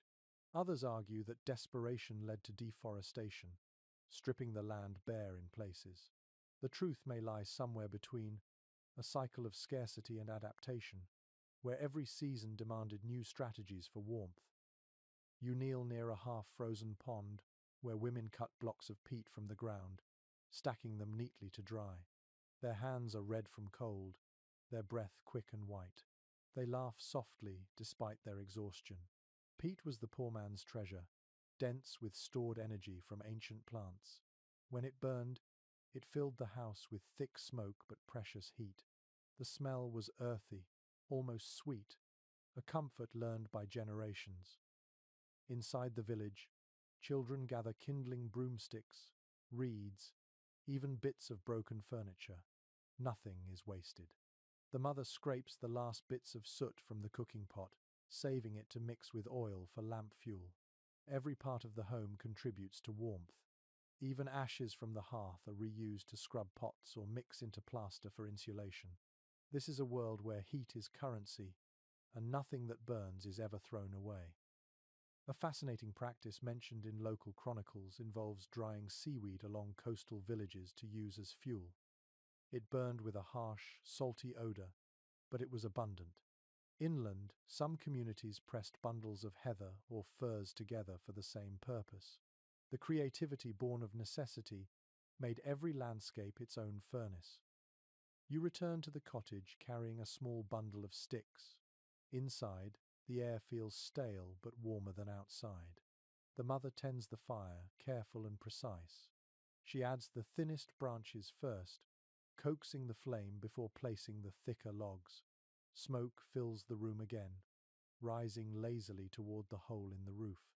The family watches it with quiet relief, as if the light itself means safety. Even in their poverty, peasants respected fire as a living thing. Many believed that it disliked quarrels or curses spoken nearby. If tempers flared, someone might murmur, "Peace," or "the flame will die." It was half superstition, half truth. Fires did falter in still air, and harmony, like dry wood, helped them breathe. You can feel that old reverence in the way the family moves, silent and deliberate, treating the hearth as both tool and spirit. Later, as night falls again, the father brings in one last log. The wood is damp and heavy, but it hisses to life when placed on the coals. The smell of sap fills the room. The children press close to the warmth, their faces pink in the glow. This small victory over cold feels monumental. Outside, frost hardens the ground again. Inside, the rhythm of survival continues. Gather, burn, rest, repeat. An old village saying comes to mind: better smoke than silence. It meant that where there was fire, there was life. Even the coughing, the soot, the endless search for fuel, all of it proved existence. You can almost hear that wisdom in the crackle of the wood, the steady beat of the flame. You sit quietly, letting the warmth creep into your bones. The smell of peat and pine mixes in the air, heavy but comforting. The world outside has gone black, and only the fire's pulse breaks the dark. For a moment, you think of how many generations have done this same thing, tending, watching, waiting. Before central heating, warmth was not steady or silent. It was earned, hour by hour, through labor and resourcefulness. Every ember represented effort, every breath of smoke, a reminder that nothing came freely. The peasants' lives were built on these small acts of persistence, shaping an endurance as ancient as flame itself. You close your eyes, listening to the faint pop of sap in the wood. The room smells alive, smoky and strong. The fire's light sways gently across the walls, turning the rough cottage into something almost holy. Outside, winter keeps its grip, but in here, for now, warmth holds its fragile ground. The forest beyond the village looks peaceful, but it holds danger. You follow the father again as he moves deeper among the trees, his breath coming out in quick white bursts. The crunch of frost beneath his boots echoes like cracking glass. Every step here is careful. To cut wood or gather brush without the Lord's permission could bring punishment. Yet the cold does not care for laws, and men must choose between freezing and breaking rules. Charcoal burners work nearby, half hidden by smoke. They are solitary figures, faces blackened with soot, tending slow-burning piles of wood covered with turf and earth. You can smell it before you see it, a heavy, rich odor that clings to everything. Charcoal burns hotter and cleaner than raw wood, making it valuable for blacksmiths and kitchens alike. But it is also dangerous work, done far from home in the forest's heart. According to old guild records, charcoal burners were both respected and feared. They understood fire better than most, controlling it without flame. Their craft seemed half magic, half skill. A pile too tightly packed would smother, too loose, and it would burst into flames. The result was a black treasure, lightweight, powerful fuel that could turn iron red and bread golden. A strange detail from folklore mentions that charcoal burners were sometimes seen as outcasts or wanderers. They lived apart, sleeping in huts of branches, their skin always dusted black. Children whispered that they spoke with spirits of the forest, or with fire itself. In some regions, they were even believed to bring luck to those who greeted them kindly. The line between superstition and respect blurred easily in a world so dependent on their work. Not all historians agree on how harsh the forest laws truly were. Some argue that lords enforced them fiercely to protect their hunting grounds, punishing peasants who gathered even fallen wood. Others believe many local agreements allowed villagers limited rights to collect fuel and graze animals. The evidence varies by place and time, but one thing remains clear: the forest was both lifeline and trap. You walk with the father as he glances around, checking for signs of the reeve or the forester. He carries only a small hatchet, quick to hide if someone appears. He kneels and gathers sticks, his hands red from cold. The sound of chopping is soft, almost apologetic, as if he hopes the trees themselves will not notice. Each branch cut feels like both theft and prayer. He ties his bundle tightly and starts back. The path is narrow, winding through the shadowed wood. In the stillness, you hear only crows calling overhead. The cold here feels thicker, heavier, as though the trees themselves are keeping watch. Somewhere behind you, a charcoal mound smoulders quietly, its smoke curling into the pale sky. The smell follows you long after you leave the forest. By the time you return to the village, the man's shoulders sag under the weight of wood, yet there is relief in his eyes. This small bundle means warmth for another night. He drops it by the cottage door, wipes his brow, and steps inside where the fire waits like an old friend. Inside, the family moves quickly. The children bring the smallest twigs to rekindle the embers. The mother thanks her husband without words. The fire catches, and the room fills again with light and sound. Every spark feels precious, every flicker hard-earned. One practical custom recorded in medieval law codes required villagers to bring a tithe of gathered wood to their lord or local monastery. In return, They might receive permission to collect branches freely for a time. It was a fragile system of trade, built on trust and necessity, yet many ignored it, especially in bitter winters. Survival has always made rebels of ordinary people. You sit again near the fire and think of the world outside the dark woods, the unseen watchers, the silent laws written by those who never felt this cold. The family's firewood hisses and snaps, scenting the air with pine and ash. The sound is small, but it feels like defiance. The father glances at the door as if expecting someone. Old habits of fear never leave quickly, but no one comes. The village sleeps, each home hiding its quiet lawbreakers and its secret fires. Warmth here is an act of courage. A curious fact preserved in some folk songs is that villagers often thanked the forest aloud when gathering wood. "Bless the branch that burns," they would say. It was both gratitude and superstition, a reminder that taking life from nature required respect. The rhythm of that belief runs through every motion: the swing of an axe, the lift of a log, the breath before the first spark catches. Outside, the smoke from a dozen hearths rises into the cold night. Each trail of grey threads upward, joining the sky in a soft, drifting haze.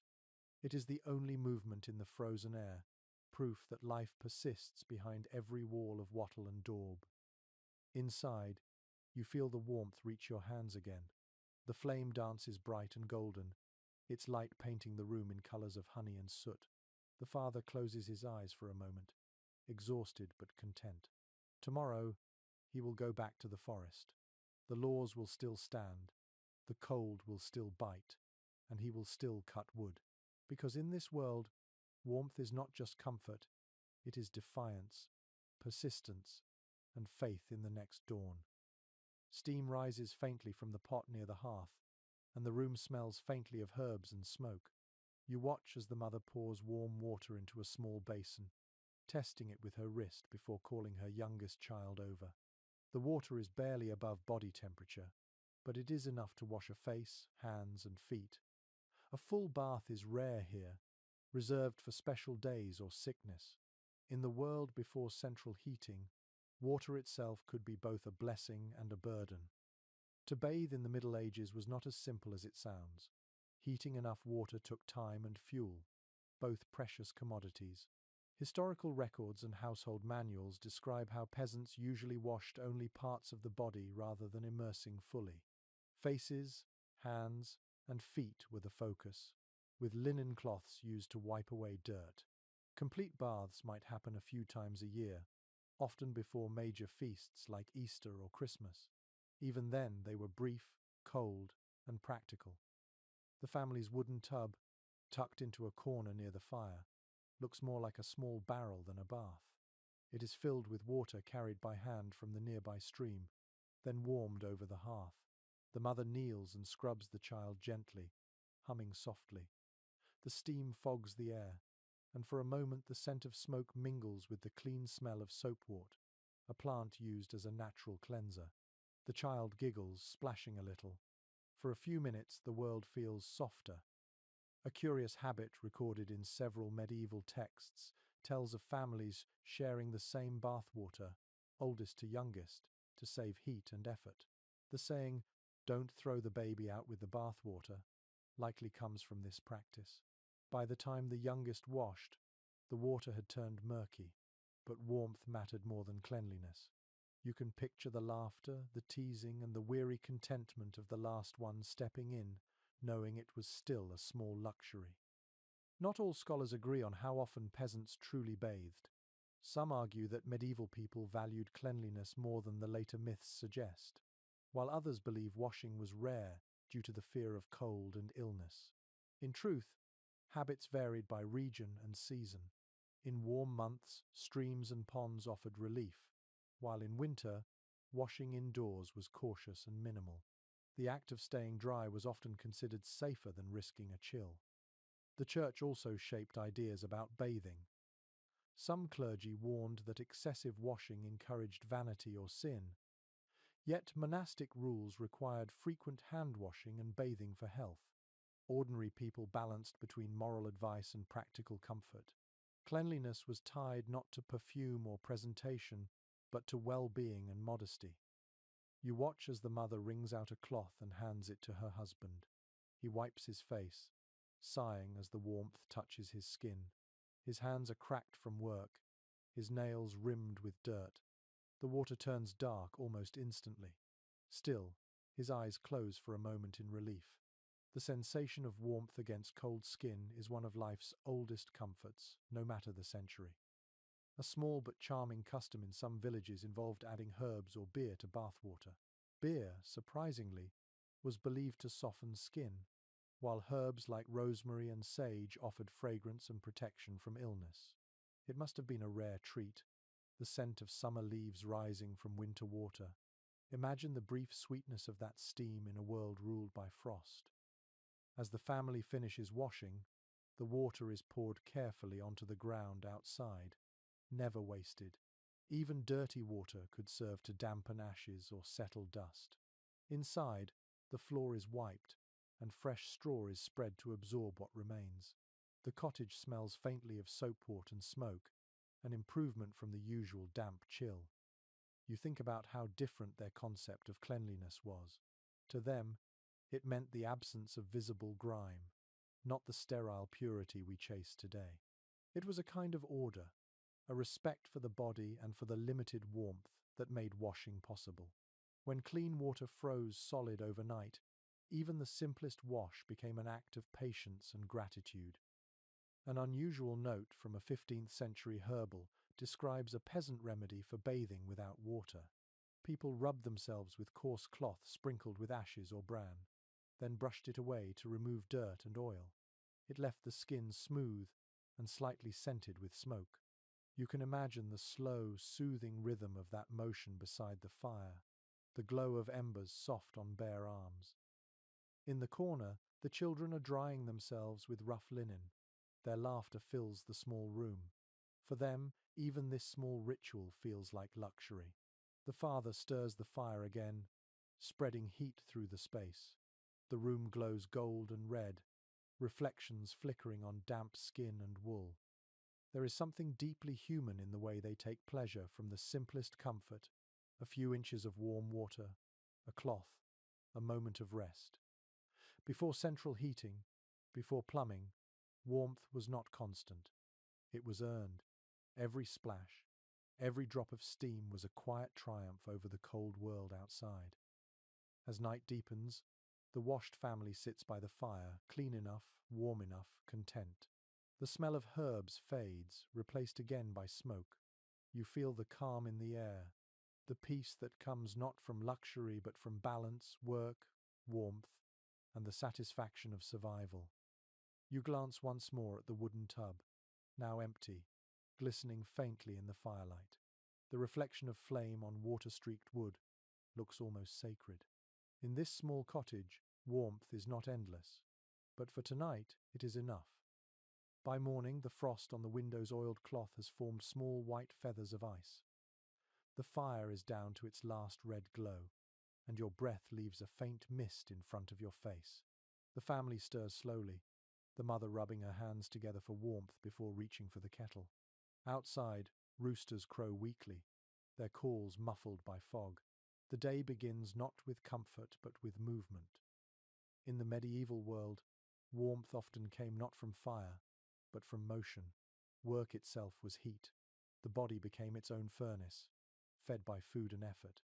Historical notes from monastic journals describe peasants who kept warm by sheer activity, ploughing, carrying, spinning, or hammering through the coldest months. To stop moving was to let the chill claim you. The father steps outside first, his breath puffing into the air like smoke. He begins to chop wood again, the rhythmic thud echoing through the quiet. The mother kneads bread on the table, her fingers moving quickly through the dough to keep blood flowing. Even the children help, sweeping the floor, feeding animals, fetching water. Every task keeps the heart beating fast enough to chase away the frost. An interesting practice from medieval village life was called warming by work. People often began the day with chores that built heat into the body, hauling water, splitting logs, or sweeping. The idea was simple. If your body burned energy early, it stayed warm longer. They might not have known the science, but instinct and experience taught them how to live in harmony with their own metabolism. By midday, muscles ache, but the cold feels less cruel. The mother pours small cups of ale, slightly warmed by the fire. It is thick and sweet, more nourishment than drink. Ale was safer than water, and its mild alcohol gave a false but pleasant glow. Chroniclers noted that even children drank it daily. It was fuel in liquid form, another way to keep the blood moving.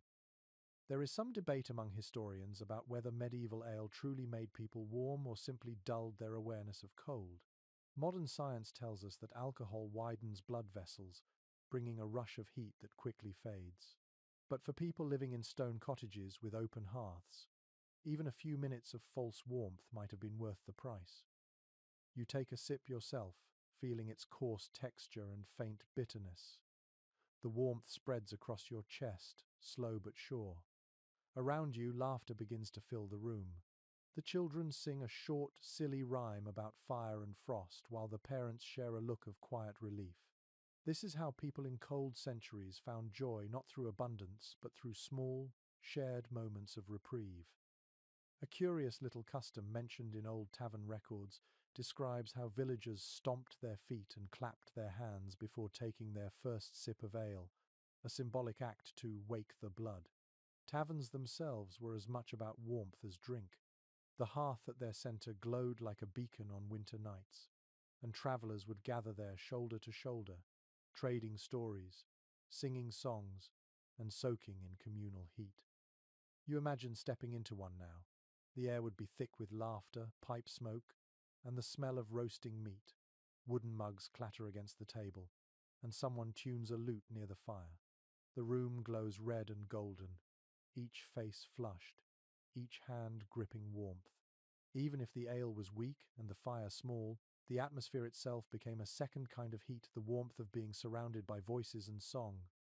Some chroniclers wrote that villagers believed ale strengthened the spirit. It was not about intoxication, but endurance. A warm drink at the right moment restored courage. The same idea lives on in the way modern people reach for coffee or tea in winter mornings. The ritual of drinking something hot, of feeling the steam touch the face, remains a deeply human comfort. You return to the cottage. The family's meal is ready now. Coarse bread, cheese, and a bit of ale to wash it down. The father eats in silence, eyes half closed from fatigue. The mother hums while cleaning bowls. The children giggle at something only they understand.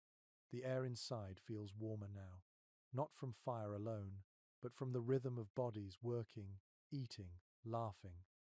Later, as dusk begins to fall, the villagers head to the small tavern near the center of the settlement. You follow, hearing the distant sound of song. The building is crowded, and the hearth burns bright. People stand close, mugs in hand, their faces glowing in the firelight. The music is rough but heartfelt. A man plays a fiddle, others clap along. Someone tells a story about a fox stealing bread, and laughter fills the room. The warmth here is not measured in degrees, but in connection. An unexpected benefit of such gatherings was social healing. Medieval doctors believed that cheer and companionship restored vitality. Whether through song, ale, or shared work, happiness itself was seen as a kind of medicine. The tavern, the bakehouse, the fields, all were places where laughter and labor kept people alive. You step outside again later, cheeks flushed and hands still warm. The air bites sharply, but your body holds the echo of movement and drink. Frost crunches beneath your boots as you head home. The sky is clear, and the stars sparkle like frost scattered across black velvet. You breathe deeply, and for once, the cold feels less cruel. Inside the cottage, the fire has been rekindled. The smell of ale and smoke lingers in the air. You sit down, hands stretched toward the flame, and realize that the warmth of this world is layered fire, work, food, drink, and laughter, each feeding the other. In a life without central heating, these small human rituals stitched comfort together out of effort and grace. The next day dawns dim and cold, a thin veil of fog rolling over the fields. The frost clings to the hedges like silver thread.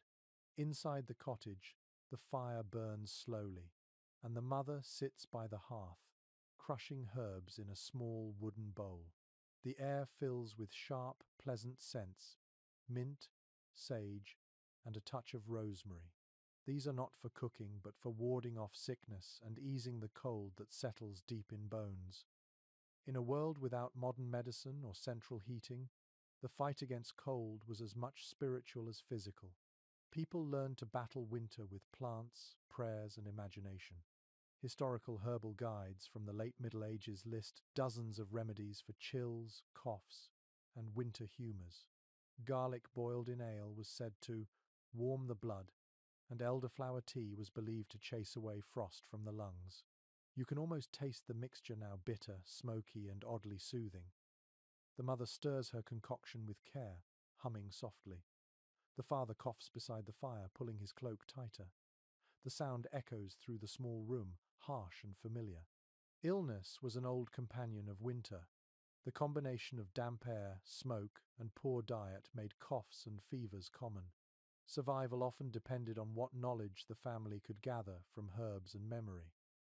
A curious practice mentioned in old folk records involves tying dried herbs into small bundles and hanging them above the hearth. The rising smoke was thought to draw their power into the air, creating a charm against sickness. Sometimes salt or bread was added to the bundle, symbols of preservation and life. Even skeptics of magic found comfort in the ritual, a reminder that any action meant hope. Scholars still argue about how much of this herbal knowledge was effective. Some remedies, like garlic or thyme, have real antibacterial properties. Others, such as charms of nettles or ash twigs, worked only through faith. But perhaps faith itself held healing power. When the nights stretched endlessly and the cold crept into every joint, belief could keep despair at bay. The father sips from a steaming cup the mother hands him. The liquid is dark and smells of honey and spice. It burns his throat on the way down, but he smiles weakly afterward. The warmth spreads slowly from chest to fingertips. These home brews were part medicine, part ritual, each family's recipe handed down through generations. Some called them warming draughts. They often mixed herbs, ale, and a bit of sugar or lard, thickening into something halfway between drink and meal. You notice a small wooden charm nailed above the door, a circle of twigs tied with red thread. The mother touches it briefly while muttering a few words under her breath. The gesture is simple, automatic, comforting. Across Europe, such charms were said to protect homes from the winter sickness, a vague term covering everything from colds to fevers to bad luck. Even the church tolerated these customs, for faith and superstition often lived side by side. An intriguing record from a monastery infirmary describes monks rubbing mustard and vinegar on their feet to call the heat downward. The same practice spread among peasants, who believed that warming the feet could revive the entire body. You imagine the sting of vinegar on cold skin, the strange relief it might bring after hours in frozen fields. In an age without heating, people understood the body as a landscape of its own, capable of kindling small fires if treated right. As the morning light grows, the children join their mother, tying herbs together for drying. The air fills with soft rustles and the faint sweetness of plants. The smell almost erases the harsh scent of smoke. Their small hands move quickly, mimicking motions they have seen since birth. Knowledge here is not written, it is remembered in muscle and rhythm. A curious tidbit from old folk songs tells how people believed certain plants carried personalities. Sage was brave, rosemary faithful, and mint cheerful. When mixed in a drink, they lent these qualities to the one who drank it. In that sense, healing was as much about emotion as about body. A strong spirit, they said, made a strong fire inside. Outside, frost still glimmers on the ground. Inside, the warmth now carries a fragrance of life rather than soot. The family moves slowly, content for the moment. The father's coughing eases. The mother smiles faintly, as she places another bundle of herbs near the fire to dry. The crackling flames reflect in her eyes, steady and sure. You realize that in this world, warmth and health are bound together. A healthy body is a warmer one, and every remedy is a kind of invitation for heat to return. Whether through tea, steam, or charm, people learned to coax life back into their limbs. It was not science as we know it, but it was care, constant and devoted. By evening, the herbs hang like small green ghosts above the hearth. Their shadows dance on the wall with the firelight. The cottage smells of smoke and thyme, comfort and endurance. The air feels almost lighter now, touched by something gentler than before. You sit quietly, breathing in the mixture of warmth and scent. Somewhere outside, an owl calls, low and distant. The night is long again, but it no longer feels menacing. It feels watched over, protected by both fire and faith.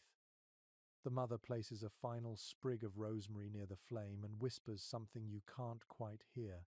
Perhaps it is a prayer, perhaps a promise. The warmth deepens, and the night, for once, feels kind. The fire burns low, glowing gently through the thin mist of smoke that drifts near the roof. The night is quiet, and the only sounds are the soft breathing of sleepers and the distant bark of a dog outside.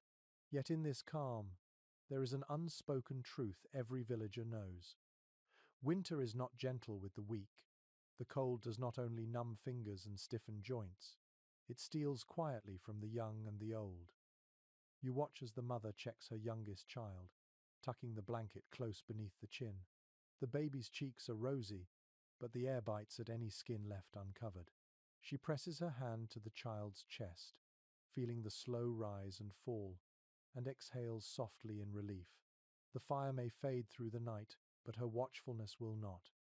Historical accounts from parish records tell of winter as both a season and a test.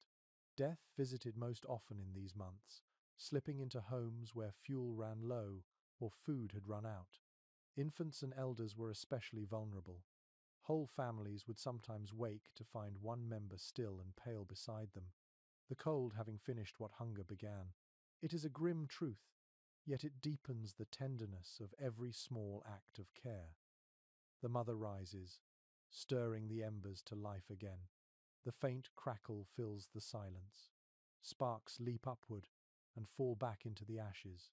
She blows softly until a flame catches, its orange glow spreading like dawn across the faces of her children. That small fire means another hour of safety. One poignant record from a medieval diary speaks of mothers sleeping lightly through winter nights, waking again and again to check their children's breathing. They would cover them with extra straw or pull them closer to share body heat. Warmth was not measured by the fire alone, but by the closeness of skin, the exchange of breath, the reassurance that life still pulsed beside you. Some scholars debate how much people feared death in such times, arguing that the constant presence of mortality made it strangely ordinary. Others believe that each loss struck as deeply then as it would today, though mourning was shorter out of necessity. Grief had to fit inside survival. The living still needed to fetch water, tend animals, and cut wood, even as sorrow lingered in the background. The father stirs in his sleep, murmuring something indistinct. The mother returns to her place beside him, drawing the blanket over both their shoulders. Their eldest child shifts closer, seeking warmth. The air hums softly with their breathing, a fragile symphony of endurance. A lesser-known folk custom from northern villages involved placing warm stones wrapped in cloth beside sleeping infants. These were called bed guardians. They cooled slowly through the night, tricking the body into believing the world was kind. The parents knew it was not, but they offered the illusion anyway. That kind of care is what kept people human through the cold. Outside, the wind rises again. The cottage creaks. Snow slips from the thatch in heavy clumps. The world beyond the walls feels immense, white and merciless. Yet inside, the warmth of shared life makes the small space glow with invisible light. You think of the elderly in the village, those who can no longer work as they once did. In the cold months, they rely on others for survival. Younger neighbors bring them firewood or scraps of food. In return, the old offer stories, blessings, or the simple presence of memory. To care for them is not charity but tradition, a way of repaying wisdom and keeping continuity alive. An old saying from a medieval proverb collection reads, "He who warms the old warms his own soul." It is not just moral instruction but lived truth. When the cold could take anyone, compassion itself became a shield. Every shared ember, every cup of broth, was both kindness and insurance against fate's indifference. The air in the cottage feels heavy now, full of warmth and fatigue. The children dream, the fire flickers, and the smell of smoke and straw fills your lungs. You feel a kind of stillness that belongs only to those who have survived another night. At dawn, frost coats the inside of the door like lace. The mother pushes it open with care, letting the pale light spill in. The village is quiet, save for the cry of a rooster and the faint ring of a distant bell. Another day has arrived, another fragile victory. She steps outside, breath misting, and looks toward the churchyard where small mounds of snow mark graves from winters past. Her gaze lingers there for a moment, then turns back to the cottage. The living must move forward. She wipes her hands on her apron and goes inside to wake the others. The father stretches and smiles faintly at her. The children stir, yawning, rubbing their eyes. The fire is rekindled, breakfast begun. Life continues, steady and tender. The cold remains, but it no longer feels as sharp. The family's warmth, though small, is stubborn. You sit near the hearth again and feel the heat rise. Outside, the frost gleams like glass, beautiful and cruel. Inside, the world smells of bread and smoke. The balance between loss and life holds, delicate but enduring. It is not comfort, but it is grace, earned one morning at a time. The morning sun climbs slowly, spreading thin light across the snow. The village feels quieter than usual, but there is a sense of anticipation in the air. It is midwinter, the time when darkness begins its slow retreat, and even the poorest homes prepare for something sacred. The family gathers around the hearth, their movements filled with purpose. The smell of baking fills the room, mingled with the sharp sweetness of burning pine. Today is the festival of fire and light. Medieval peasants lived by the rhythm of the church calendar, but beneath that rhythm lingered older, deeper traditions. In many places, midwinter was marked by Yule or Candlemas, celebrations that mixed Christian devotion with ancient hope for the sun's return. When nights stretched too long, people kindled extra flames to call light back into the world. You can feel that yearning in the way the family prepares, laying fresh straw, sweeping the floor, and polishing the small iron candlestick that holds their only candle.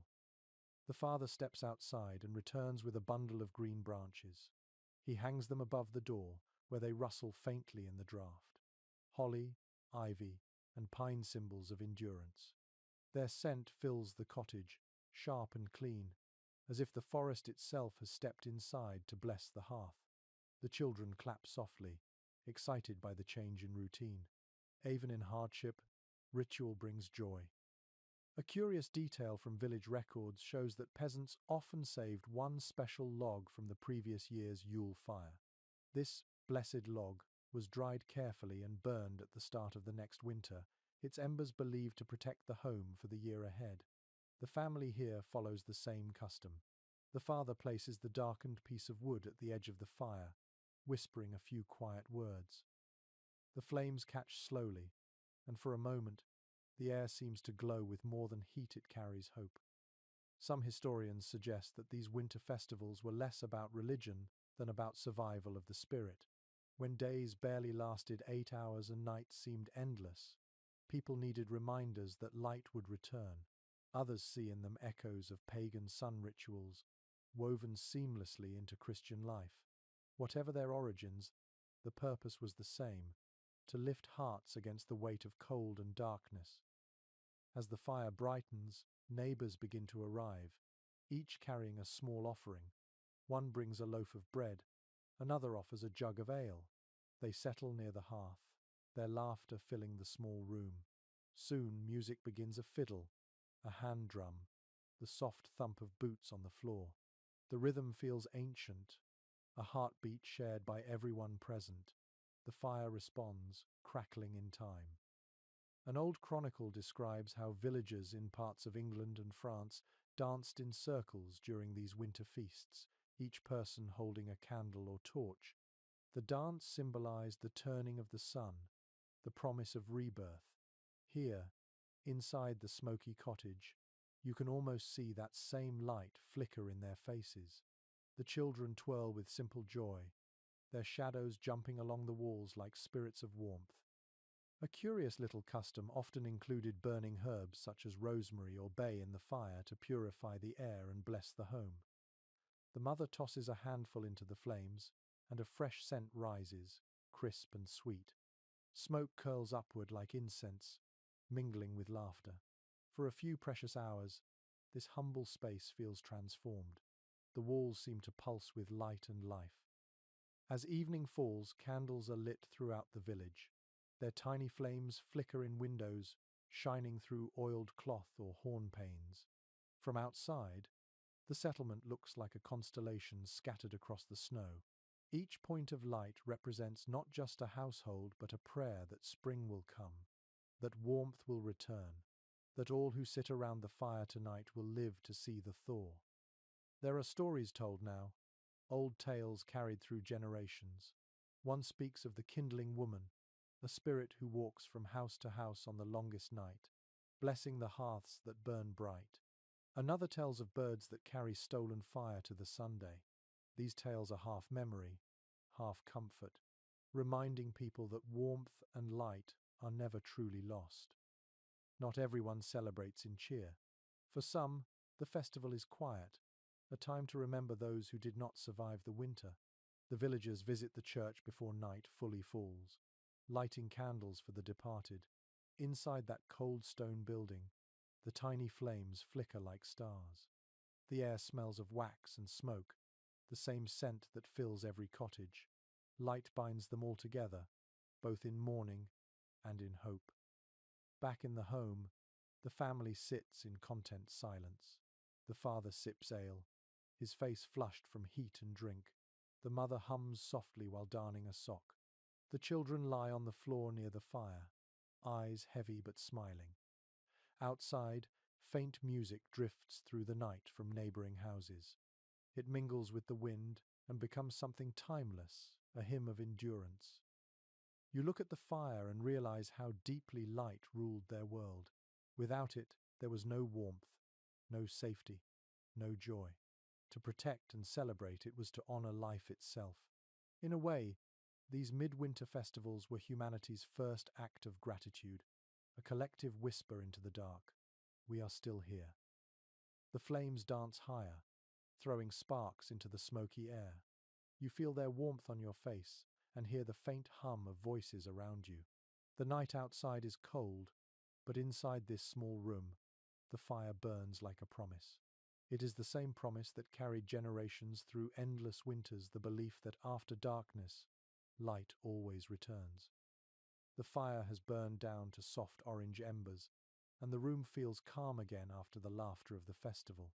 You stretch your legs toward the faint heat and notice the quiet inventions scattered through the space, small tricks the family has built over time to steal warmth from the air. Every home has its secrets for surviving winter, clever ideas passed down like heirlooms. The mother reaches for a smooth, round stone near the hearth. She wraps it in cloth and places it at the foot of the children's bed. The little ones sigh happily as the heat seeps through. Warm stones, gathered from the fire and swaddled in linen, were the peasants' version of hot water bottles. They held their heat for hours, turning a cold bed into something almost luxurious. Next, she draws the bed curtains closed.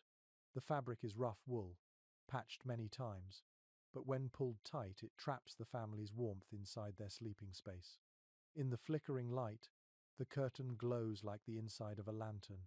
Such curtains were common even in modest homes, hung from ropes or wooden frames around shared beds. They created small chambers of still air, a simple but effective shield against drafts. Historical records and surviving bed frames from rural cottages reveal how practical this design was.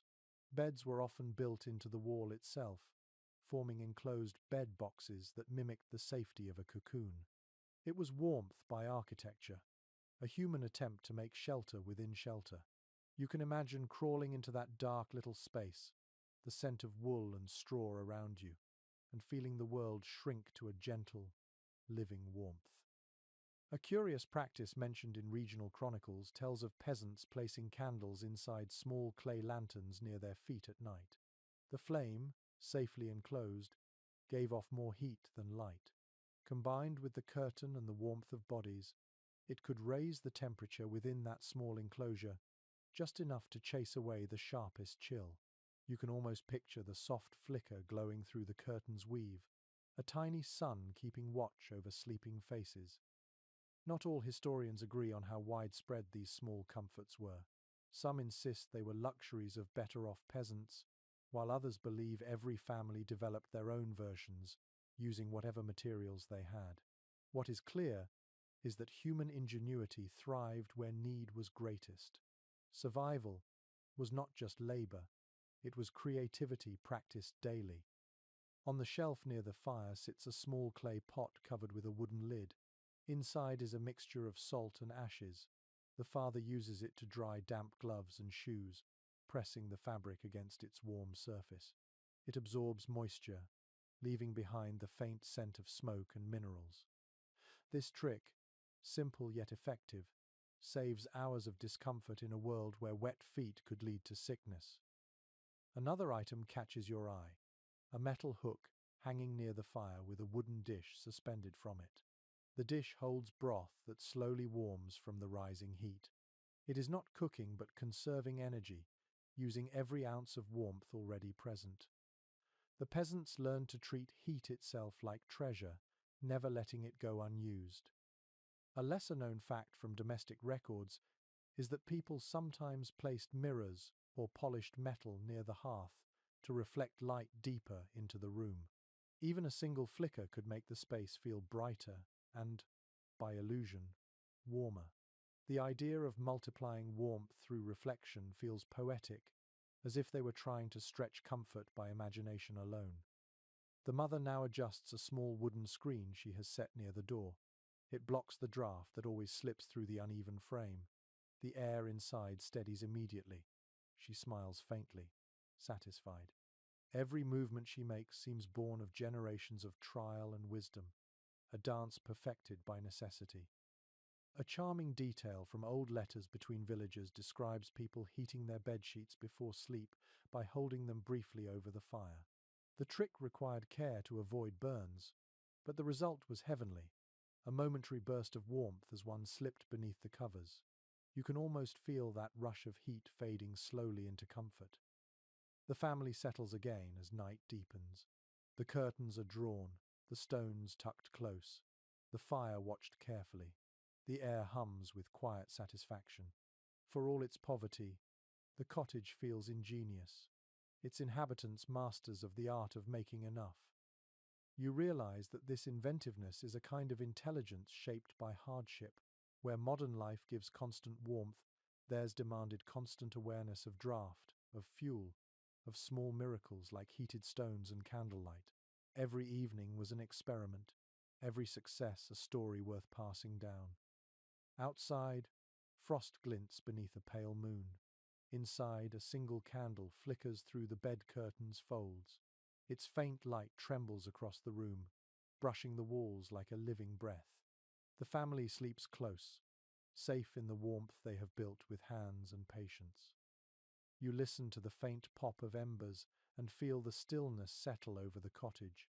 The tricks may be simple, but they are elegant in their own way.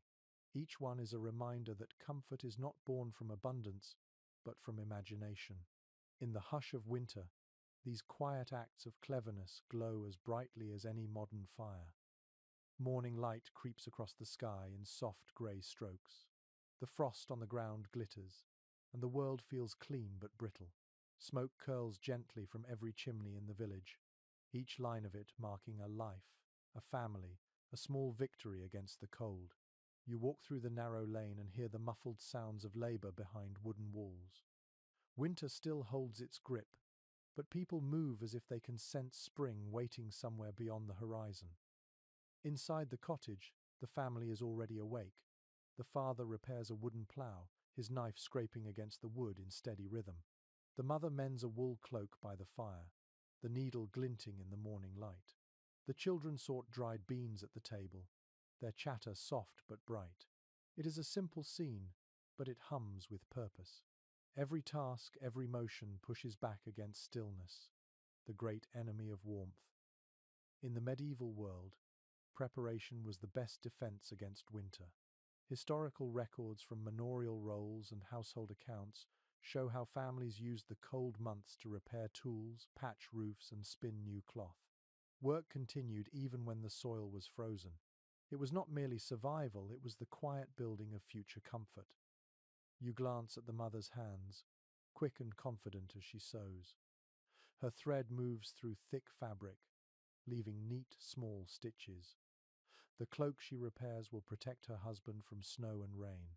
In every stitch, there is affection disguised as necessity. Warmth was love translated into labor.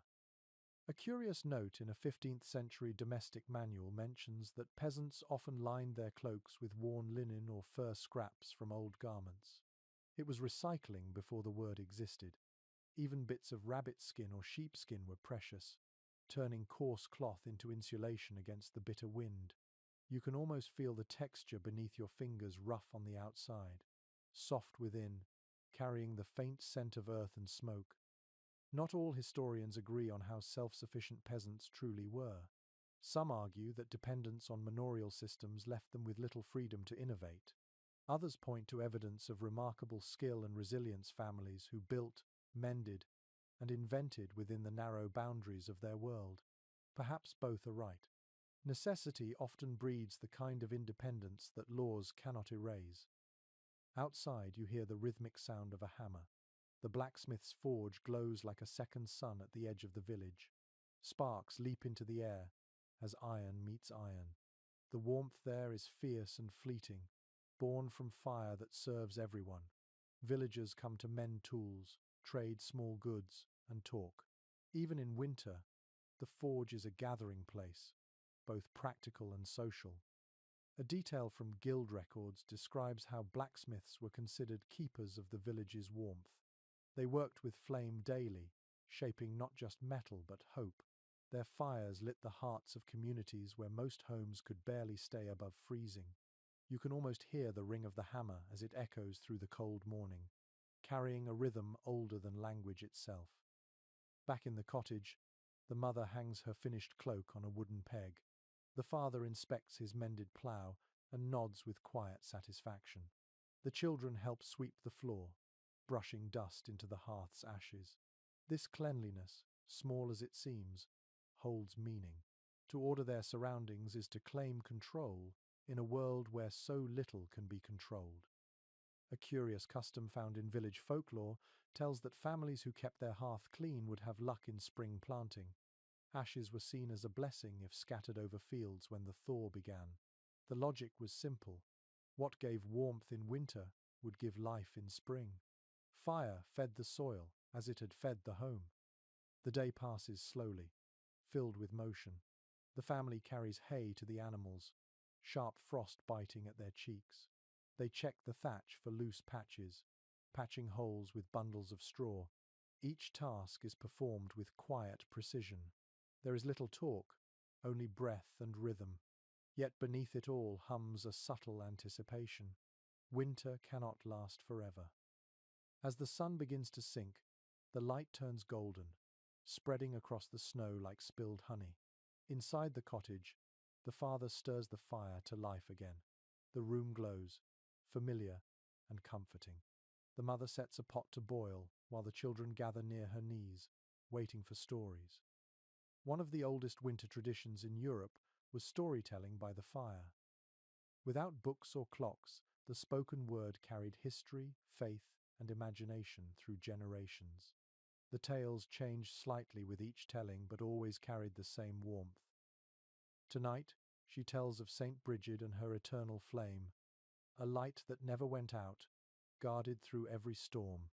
The children listen, wide-eyed, the flickering fire reflected in their faces. The father smiles quietly, gazing into the embers. The story of an undying flame feels true in this moment. Around him, warmth fills every corner of the room, earned through labor, preserved through care, and shared without measure. Outside, the village grows still again. Smoke rises in gentle columns, and frost begins to creep back over the fields. Inside, the family sits together, the fire crackling softly, the world reduced to light, laughter, and peace. You feel the rhythm of their lives settling into your own breathing. Every day, they fight the same cold, perform the same tasks, and yet each evening ends in the same small victory. The lesson is simple but profound. Warmth is not something given. It is made over and over by human hands and human hearts.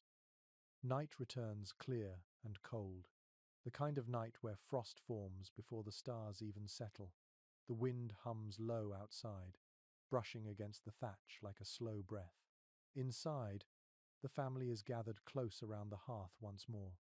The fire glows brighter than usual tonight, and a thin trail of sparks curls upward through the smoke hole.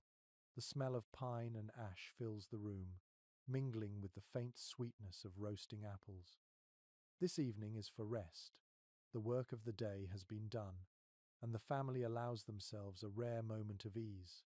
The father leans back on the bench, boots off, his hands stretched toward the fire. The mother mends nothing tonight. Instead, she hums a tune so old no one remembers its first singer. The children lie on their stomachs, whispering stories to one another. It is quiet, but it is a warm kind of quiet, the kind that feels earned. For medieval peasants, rest was not leisure but recovery. Records from parish sermons and local chronicles reveal that even the church understood the necessity of stillness. Days of work were measured by the body's limits, and winter nights like this were moments to gather strength for what waited beyond the frost. You can almost feel it now, the kind of exhaustion that soothes rather than drains, the satisfaction of having survived another day. A curious detail found in household writings mentions that people believed certain nights of deep frost carried a special silence. They said even the spirits of the forest slept then, their voices frozen in the air. The stillness outside the cottage feels just like that, heavy and perfect. You could almost imagine the world pausing to listen. The father pokes the fire gently, watching the sparks jump and fade. He tells a quiet story about his youth, when the river froze so thick that people danced on it under the moonlight. His voice is slow and steady, carrying the rhythm of remembered laughter. The children listen with half-closed eyes, smiling. These simple stories, told without pretense, are the true songs of winter. Historians sometimes wonder whether peasants ever felt happy in lives so hard. Some claim they were too burdened to know joy. Others argue that contentment was not absent but redefined.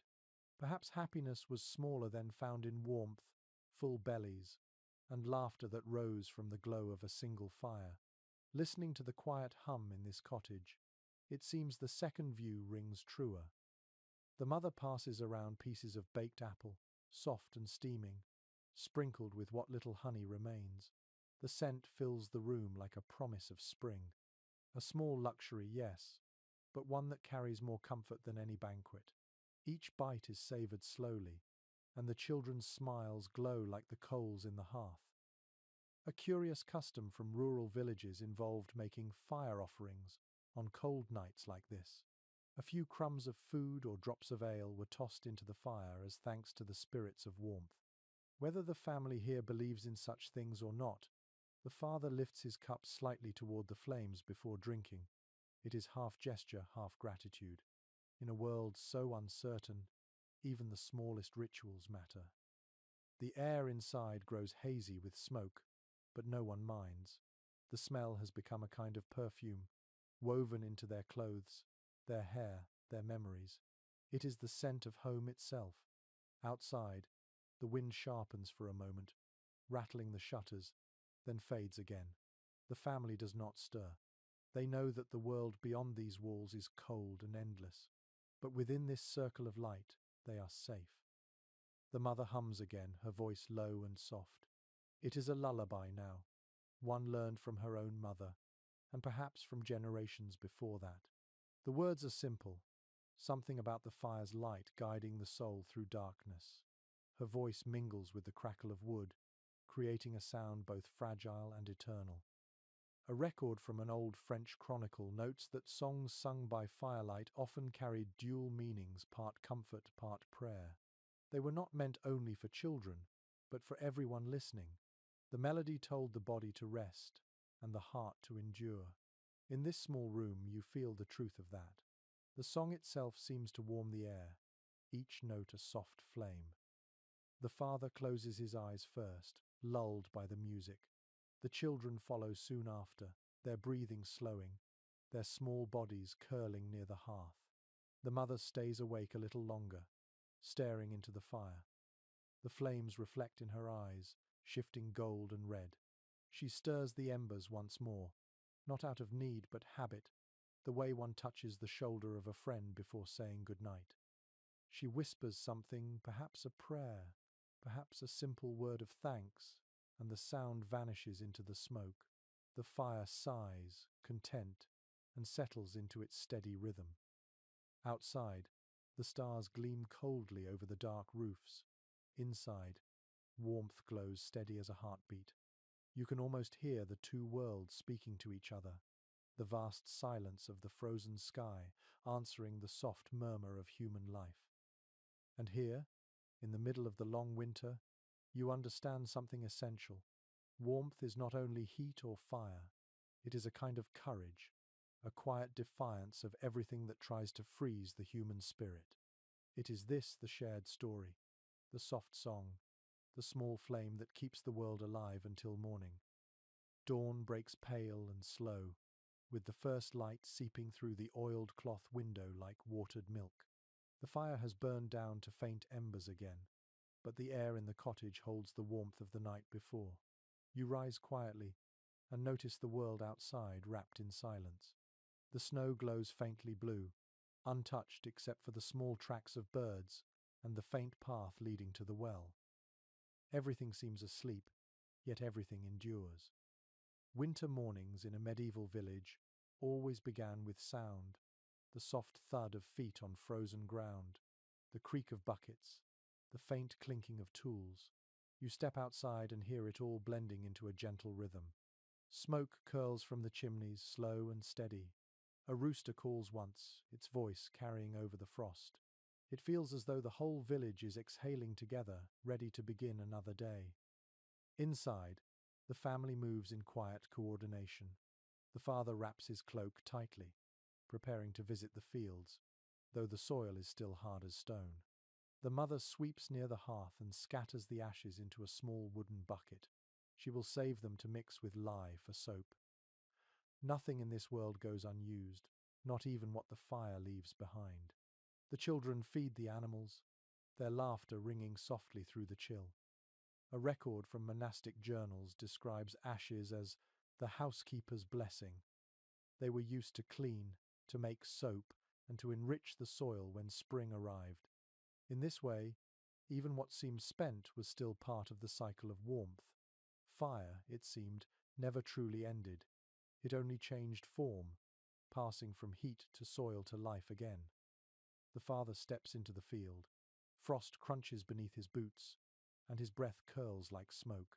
He kneels to check the ground where the wheat will grow come spring.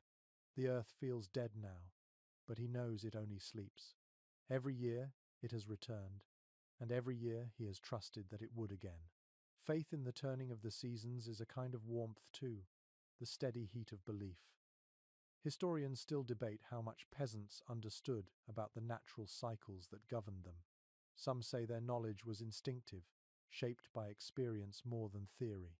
Others argue that their understanding bordered on poetic, seeing in every seed and flame the pulse of divine order. You can feel both truths here. knowledge born from labor, and wonder born from faith. The sun rises higher, glinting on the frozen pond beyond the cottages. The ice shimmers like glass. Children slide stones across it, laughing when they skid to a stop. Their joy cuts through the cold like sunlight through smoke. Watching them, you realize that winter was never only hardship, it also carried moments of play and beauty, small glimmers that reminded people they were alive. A charming detail from medieval letters describes children tying bones or pieces of wood to their shoes to glide over frozen rivers. These early skates were crude but ingenious, and the laughter that followed them was surely universal. Even in the harshest cold, humans found ways to dance with nature instead of merely enduring it. By noon, the sun softens the air. The snow on rooftops begins to drip in slow rhythm. The sound is hypnotic, like a clock counting the hours towards spring. Inside the cottage, the mother stirs a pot of porridge, the steam rising in soft ribbons. The smell of oats and milk fills the air, and soon the children return, pink-cheeked and hungry. They eat quickly, their hands wrapped around wooden bowls to trap every bit of warmth. A curious belief noted in local folklore says that if a family kept their hearth burning through 12 straight days after midwinter, their year would be blessed with mild weather. The idea likely came from the relief people felt once the worst of winter had passed. The family here follows that tradition, adding a few twigs each time the fire begins to fade. They do it without discussion, the way one tends to a heartbeat. You sit near the hearth again and watch as the flames rise. The sound of wood cracking, the smell of sap, the golden shimmer that plays over the walls, all of it feels both ancient and familiar. This ritual of rekindling connects them not only to their ancestors but to something larger than history. It is the rhythm of all who have ever sought warmth in a cold world. An interesting practice from medieval Scandinavia involved lighting hope candles in midwinter. Thin sticks of tallow burned slowly over the course of the day, symbolizing the lengthening of light. Some families measured progress towards spring by how long the candle lasted. In that gentle glow, time itself became visible, and the promise of warmth was made tangible. As the afternoon fades, a faint mist begins to rise from the melting snow. The air smells cleaner now, a hint of thaw mingling with smoke. The family steps outside to breathe it in, faces lifted toward the faint Sunday. They stand in silence for a long time, just feeling the light. After months of darkness, even this weak warmth feels holy. Not all winters ended kindly. Some years, frost lingered until late April, but in every heart, hope returned the moment the light shifted. You can see it in their faces now, the quiet relief, the patient endurance rewarded. As evening falls again, the fire burns low, steady and confident. The family eats, prays, and settles together as they always have. Yet tonight, there is a different note in the air. The world outside is still frozen, but inside, the light has changed. You sense it too, that whisper of renewal, fragile but certain. The fire crackles, and the mother smiles without speaking. The father closes his eyes, listening to the sound of dripping water outside, the first music of a softer world. It is not spring yet, but its breath has arrived. The snow begins to melt in earnest now, retreating in uneven patches across the fields. Mud replaces frost, and the air carries the smell of thawing earth. The village feels alive again, though no one says so aloud, as if speaking too early might frighten the warmth away. You stand at the cottage door and breathe deeply. For the first time in months, the air smells not of smoke, but of soil and water. It is the scent of life returning. Inside, the hearth burns gently, more for comfort than survival. The fire is smaller these days, no longer a desperate guardian but a familiar companion. The family still gathers around it each evening, though their work now stretches beyond the walls. The father repairs the wooden yoke for the oxen, the mother scrubs soot from the cooking pots, and the children help gather twigs from the damp fields. It feels like preparation for a long-awaited rebirth. In medieval calendars, this turning of the season was marked with ceremonies of thanks. Church bells rang to bless the soil, and priests sprinkled holy water over tools and seeds. People believed that warmth had to be invited properly, just as they had once invited light in midwinter. You can picture it now. Villagers standing in muddy fields, faces lifted to the weak sun, whispering blessings into the wind.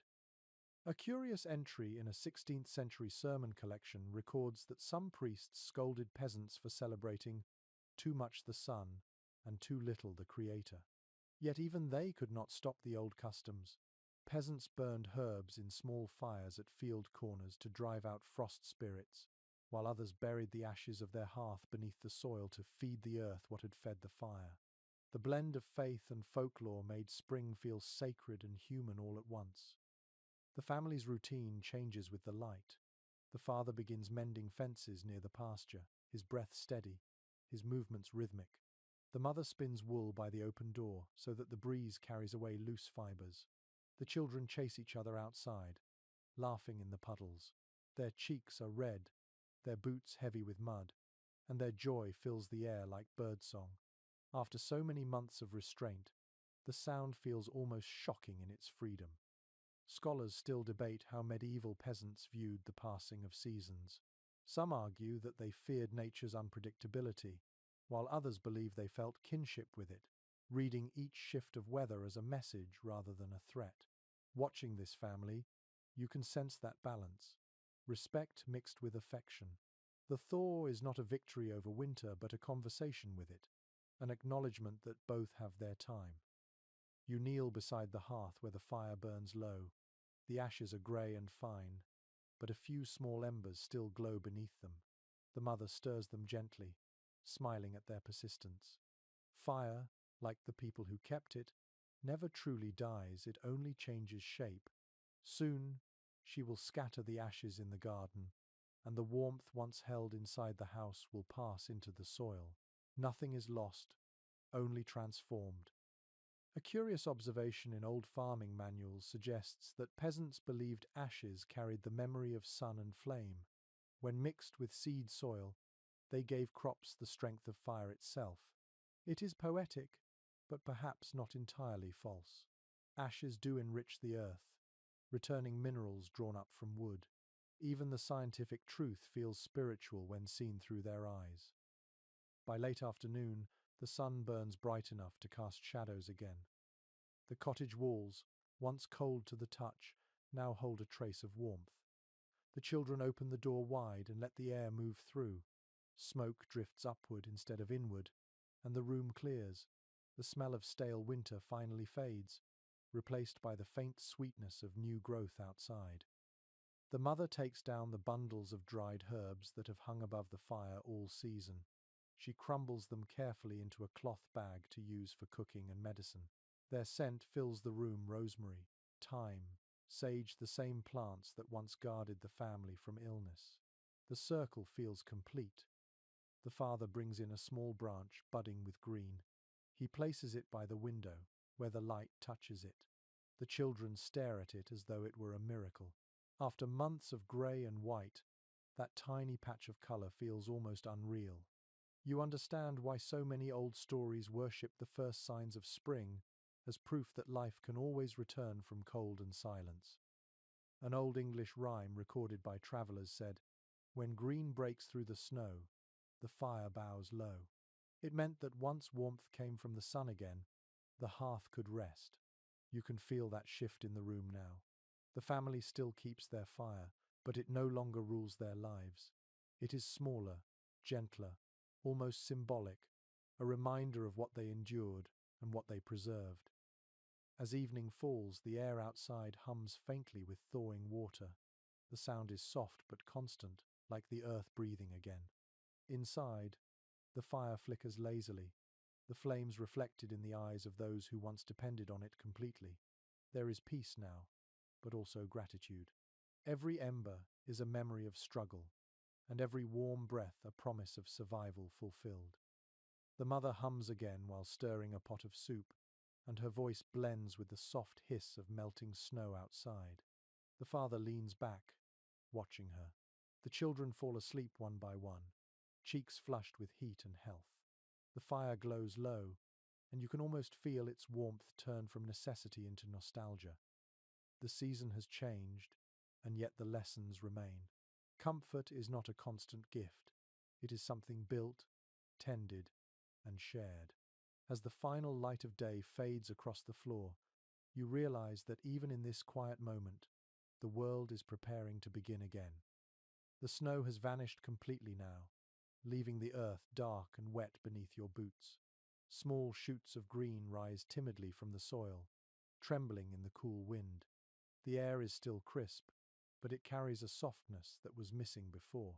It smells of water and wood smoke, of beginnings. The long season of survival is ending.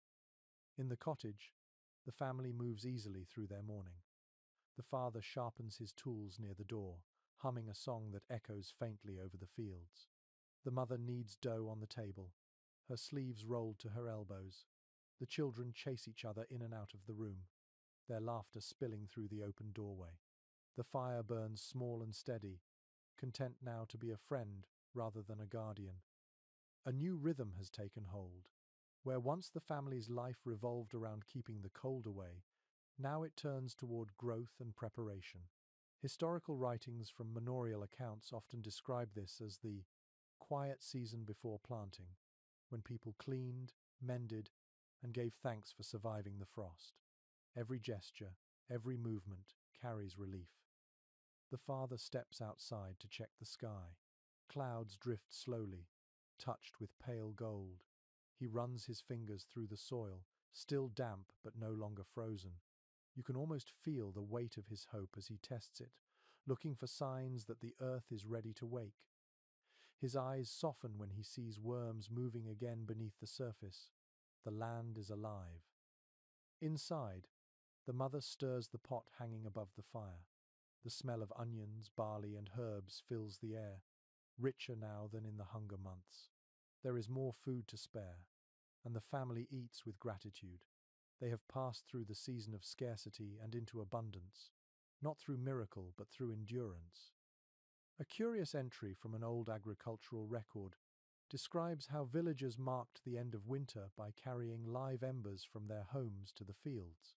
They would bury a few beneath the soil to teach the earth warmth again. The act was half prayer, half poetry, a way to bind human effort to nature's renewal. You can imagine the faint smoke rising from the ground, carrying the memory of every hearth that had survived the dark months. Scholars sometimes argue about how conscious peasants were of this deep connection to the world around them. Did they think of themselves as part of the rhythm of the earth, or merely as its servants? Watching this family, it feels clear that both are true. They live within the balance of necessity and wonder, understanding instinctively that every act of warmth given to the land returns, one way or another, to those who tend it. The children help gather the last of the firewood, stacking it neatly near the wall. It will dry through the summer for use next winter. The father smiles as he watches them. Every stick they lift carries a lesson. The work of today becomes the comfort of tomorrow. The cycle never ends, only changes shape. Later in the day, the family walks together toward the fields. The ground squelches underfoot, but no one minds. The sun feels stronger now, warm enough to melt the frost still hiding in shaded corners. The sky opens wide and clear, pale blue and endless. The family stops for a moment, standing in silence, letting the warmth touch their faces. For the first time in months, they do not flinch from the air, they welcome it. A small, curious custom in some rural villages involved whispering blessings to the first green shoots of spring. The words were simple: grow well and feed us kindly. The same could be said of life itself. The peasants understood that their existence depended not on control, but on harmony with fire, with soil, with one another. The family returns home at sunset. The cottage stands quiet, its thatch gleaming faintly in the evening light. Inside, the fire burns low, content. It no longer needs to roar. The world outside has taken back its share of warmth. The mother hums a tune as she folds away winter blankets. The father sits by the hearth, hands clasped, eyes soft with thought. The children fall asleep quickly, curled together beneath the thin but now unnecessary layers of wool. You look around the small room one last time. The stone hearth, the soot-dark beams, the bundles of herbs above the fire. Each piece of the home tells a story of labor, patience, and faith. This place has survived the cold through nothing but the will of the people who live in it. The fire that once burned fiercely now glows gently, as if it too is resting after long work. Outside, the stars appear, softer now against the warming sky. The night feels calm, not cruel. A dog barks in the distance. A faint breeze carries the scent of wet soil. The world has turned, and life has endured. You realize then that central heating, for all its comfort, could never give what this family has built. Their warmth is not mechanical. It is human. It is the sum of small efforts repeated endlessly, of love stitched into fabric and flame. It is the kind of warmth that lingers long after the fire goes out. The father stands and looks into the hearth one last time before sleep. He smiles, satisfied, and whispers a line you almost miss. Let it rest now. It's done its part. He turns away, and the fire flickers low, the embers glowing like slow stars. The family sleeps, the air inside filled with quiet peace. Outside, spring stirs gently through the fields, and dawn waits, patient, behind the hills. You sit in silence now, letting the rhythm of this world slow your thoughts. The fire has burned to ash, and the night outside glows faintly with the promise of spring. You imagine the family breathing softly in their sleep, the faint rise and fall of their chests in time with the rustle of the wind. The cottage stands small against the vastness of the season, yet it feels eternal, held together by warmth, faith, and memory. Take a slow breath. Feel how the air, cool but gentle, moves through you. Every breath in this story carries the same truth that warmth is not something to be chased, but something made. The peasants built it through their hands, their patience, their care for one another. They survived not by fighting the cold, but by living alongside it. There is peace in that balance, a wisdom shaped by centuries of endurance. The fire's glow fades in your mind, replaced by the faint shimmer of dawn. Somewhere, a bird begins to sing, its voice clear and bright against the stillness. The song feels like an answer to every long night you have just walked through. Light has returned, and with it, rest. You can let your thoughts soften now. Picture the snow melting, the fields greening, the sky widening above the world. Imagine yourself inside that cottage, feeling the last breath of winter slipping away. You are safe. You are warm. You are home. Now let that warmth settle deep inside you, quiet and steady. The story ends here, but its glow remains, soft as embers beneath ash. Sleep well, dream of gentle firelight, and remember, the smallest flame is enough to hold back the dark. Sweet dreams.